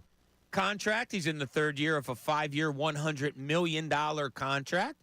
Had good months last year, April, June, and August. Bad months, May and July. The projections for one, Nick Castellanos, as far as Zips DC, 258 average, 25 home runs, 91 RBI. Right about there? Yeah. Yeah, I think those what things was your start to drop. hesitation there a little bit? Well, I think my hesitation there is I think the numbers start to drop for him. I think it's more the frustrating fact of that I believe the numbers will drop for him. Okay. That's now the drop off here, according to this projection, is mostly just in batting average. He had 29 home runs last year. They predict him at 25. He had 104 RBIs last year. They have him predicted at 91. Whether you're projecting he's going to miss some games because of his age, maybe that has to do with it. 258, that's not good enough for me for a Nick Castellanos. Even with his ups and downs, which he is a streaky hitter, streakiness has to come out to at least 270 for me. So we'll see how that plays out. One more before we have to hit the break. Let's go with Bryce. Why not? Okay, we'll go with your man, Bryce Harper. Bryce Harper last year went from operating table to game action in 160 days. That is quite amazing. Hit 21 homers with a 900 OPS after having a very serious power drought. But the numbers that they project to Bryce Harper, who many predict to be the MVP this year, 281 average, 30 home runs, 92 RBI. That's not good enough. Over. Right? Yeah, that's why I say the more we get into this, it's pretty funny that these projections are coming out mighty low. But that's where it is. We'll see how it plays out. We'll do some more of these in a second. Let me get to Drew in Reading. Drew, you're on 97.5 The Fanatic. What's going on, Drew? Hey, guys. What's going on? How you doing? Doing good. How about you? Doing good. Just really, really excited for the Phillies. Obviously, bummed they're not playing today, but glad they're going to be playing on a nice, bright and sunny day tomorrow. I can't wait. Can't wait for a sunny Friday with the first game of baseball. I'm so excited. I love what Uncle Frank said earlier, too. Ranger Suarez, 16 wins. I've been saying it to a couple of my friends. I'm really excited about Ranger this year. We haven't seen him healthy going into spring training, I don't think at all. And I would really love to see him come out and just absolutely dominate the way we know he can dominate. Drew, is that your boldest prediction this year when it comes to the Phillies, that Ranger Suarez might be the best, or might be that good, or do you have another one? I honestly do think that's my boldest prediction. I have him perennial Cy Young this year. I think I love him. I love the way he pitches as somebody who pitched in college. I love studying pitchers, and I just love what he does on the mound, the way he commands himself, his calm, cool, collective nature. I don't know if he'll win it, but I would love to see him up there in the top 5 to top 10 guys, Cy Young candidates at the end of the year. I really think that he's got the potential to do something like that. Drew, you got a 2-2 pitch that you have to throw. Bases are loaded. Your team's up 1. What's your go-to pitch in your career? My career, my circle change. Circle change. You can't hit Drew's circle change. Drew, thanks so much. Really appreciate you chiming in. Drew's got a circle change. I wonder if Tunis is the only, well, Ricky, obviously. I wonder if Ricky threw a circle change. I don't know. He's got a good arm. He does. Ricky. Yeah. I think you'd be surprised. It's not just baseballs he's able to throw pretty far. Pretty much any athletic ball? Yeah. I would say, though, baseballs were more in the actual act of the sport. The other balls that he seems to throw might come as so outside of the rules, I would say. Oh, so outside of the stand of the game. When I was playing, I was often the guy that inbounded the ball. Okay, a lot of times back then, the guards would inbound the ball. And we would have one thing that we would practice as a team was our baseball passes, because there were sometimes teams pressing, you might go force spread, break a guy off, you throw the long baseball pass. So we'd practice that. I think Ricky was practicing that last night. I think so. And the person he was throwing it to, was he in the fourth row of the bleachers? And it just so happened to come after he got eliminated? So as it turns out, there was no one he was actually throwing it to. Oh, no? No. Oh, okay. No, he might have misfired. The person was standing there at the free throw line waiting for the basketball, and Ricky just might have gotten so excited because he wanted to show off his arm that he just decided to throw it nowhere near the free throw line where he was supposed to give it to the next participant of knockout. Yeah. Okay. Well, something of the sort. All right, when we get back, I do have to hit on, I brought Colin Newby to my side when it comes to intrigue. I brought him over. He's happy to be here. I wonder what you think about it also. So much going on. Phillies still. Sixers, Flyers. Not much Eagles action. I think the Hassan Reddick thing is kind of starting to, I'm not going to say heat up, starting to simmer. He might be coming back to Philadelphia. Everybody shouldn't say coming back. He may not be leaving. I would say no. Well, you would be wrong. Jen Scordo and I, we are standing on our island. We have our pitchforks there. You guys are not allowed when you see that Hassan Reddick comes back to the Philadelphia Eagles. All that and a whole lot more. Midday Show, Bob Cooney, 97.5 The Fanatic. Fanatic Sports Update. Controversial call dooms the Sixers. I'm Ray Dunn. This update is brought to you by Summit Racing Equipment. Shop summitracing.com to keep your truck rolling right. Use promo code RADIO for $10 off an order of $100 or more. Exclusions apply. Offer ends 4/14/24. The Clippers won 108-107 in James Harden's return to the Wells Fargo Center last night. Officiating became the big story late as Kelly Oubre attempted to win the game at the buzzer. The officiating crew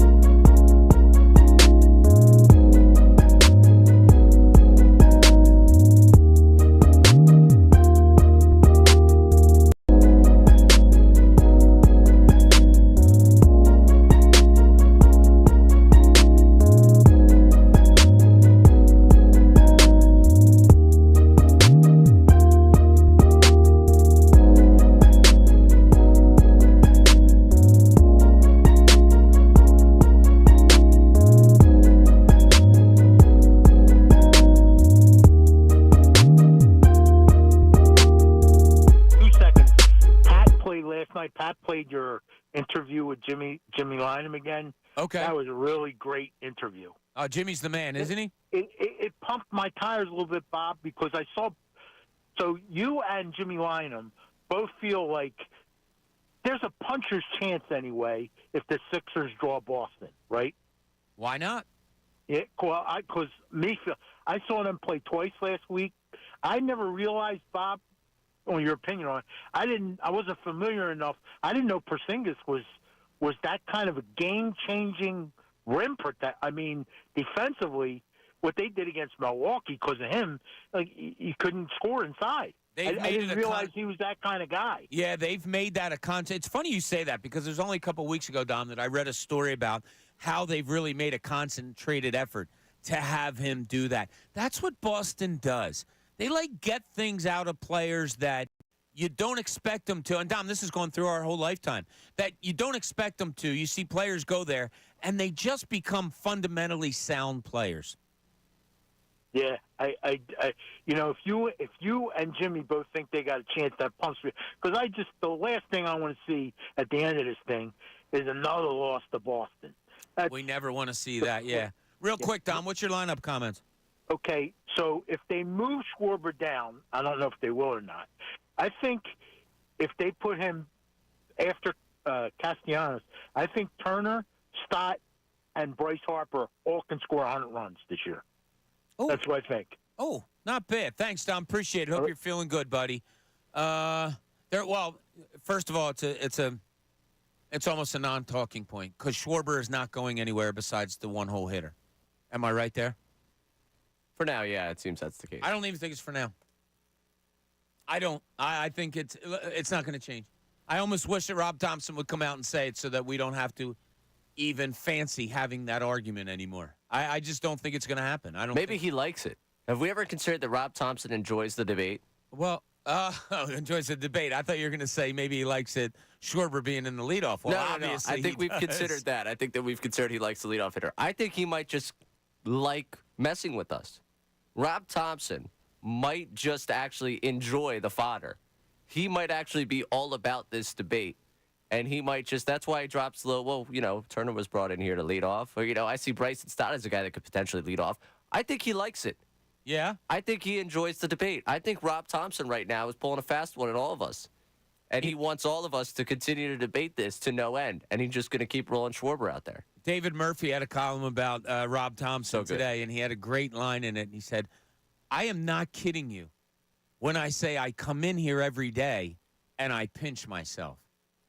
This is a baseball lifer, a guy who's close to 60 years old. I'm not sure, maybe a little over, maybe a little under, who obviously was with the Yankees for a long, long time. A lifer that never anticipated being a manager, probably always wanted to be, but got to the point of, well, I guess my time has come and gone. I'm just staying in the game. I'm not just, but I'm staying in the game because I love the game. And then, boom, he gets this opportunity with the Phillies, turns a team that was way underachieving and not very good and not very happy into a team that goes to a World Series. Next year turns around, takes them to the NLCS, and now has expectations upon him to go at least to another World Series this year. And he says, yeah, I'm just pinching myself. He's not saying, yeah, I know what I'm doing. He's not saying I pushed the right buttons and with the help of these guys and the talent that I have. No, he comes around and says, dude, I'm so happy and lucky. I'm pinching myself every day. I enjoy that in a guy. Oh, I love that about him. Yeah. I love that about him. Like the idea that when he took this job in 2018 with the Phillies, he was like, yeah, he's taking this job pretty much as this was going to be, he'd be here for a little bit. If it worked out, he'd be here a little while. And then, as the plan was, he was going to retire after the 2022 season. Yeah. That was going to be it for him. He started collecting things in spring training of 2022. So he had, mementos, keepsakes for his final spring training. And then he gets elevated into this interim manager role. They win games and clubhouse takes to him. And now all of a sudden he's got this second life in baseball. It's incredible. And it's incredible because he is exactly who would not have gotten hired. Why do you say that? I don't think Rob Thompson would have been interviewed by a lot of people, interviewed seriously by a lot of people just because of his age. He's always been a background guy. Because he's been a background guy at his age. And it would have been, yeah, this guy's been, around the block. He's a valuable one to have experience. You would want him as your bench coach.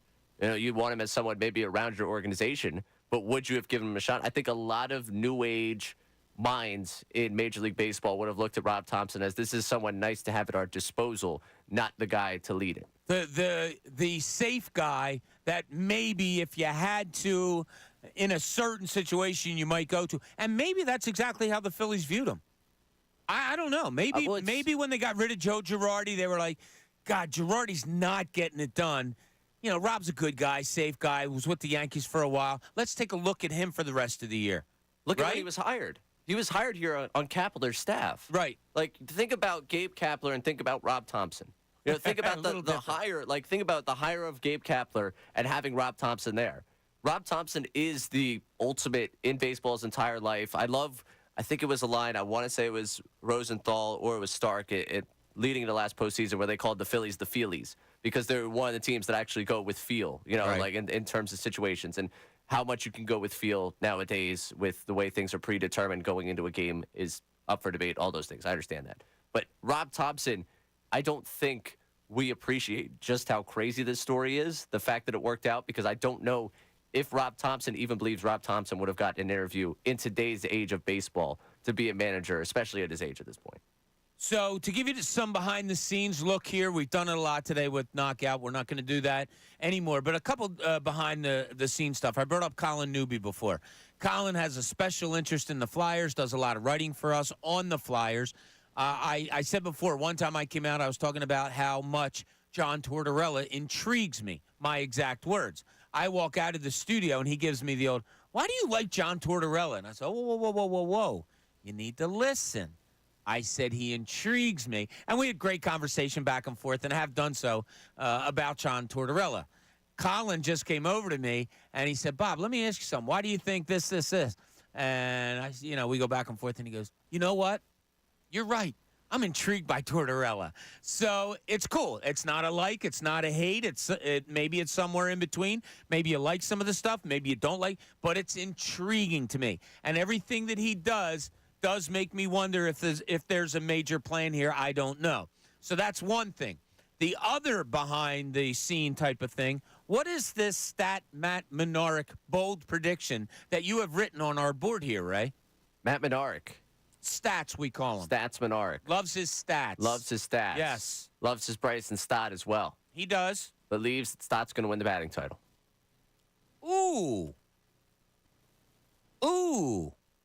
I don't have him as the highest average on the Phillies this year. I like it, though. And look, he goes right along with what John Kruk and all those guys in the booth have said many times that they see that in his future. Okay, we'll write that one in the back of the book. We'll put it in the ledger. Hey, the Fanatic deal of the week, Arnold's Family Fun Center. That's right. Get two $50 point cards for Arnold's Family Fun Center in Oaks for the price of just one. That's a $100 value for just $50 with action-packed attractions like go-karts, bowling, laser tag, mini golf, and arcade games. Arnold's is perfect for fun seekers of all ages. Get the exclusive offer while supplies last at 975thefanatic.com. Keyword, deal. Birds head coach Nick Sirianni. Hey, we have what's a up, lot Nick? of guys in place to accept. I don't know where that came from, but hey, if Nick Sirianni wants to interrupt us, that's okay. All right, we get back. It's closing hour. We're getting ready to close up shop, getting ready for the best show ever. We'll have some fun little things to do to finish up today in anticipation of opening day tomorrow. Can't wait. Middays, Bob Cooney, 97.5 The Fanatic. Breaking Are you a sports. business owner, decision maker, or C-suite executive? Then you know the key to success isn't just what you know, it's who you know. At BCA, we believe in inspiring genuine, selfless relationships. Picture a community of like-minded business leaders driven by a shared passion for success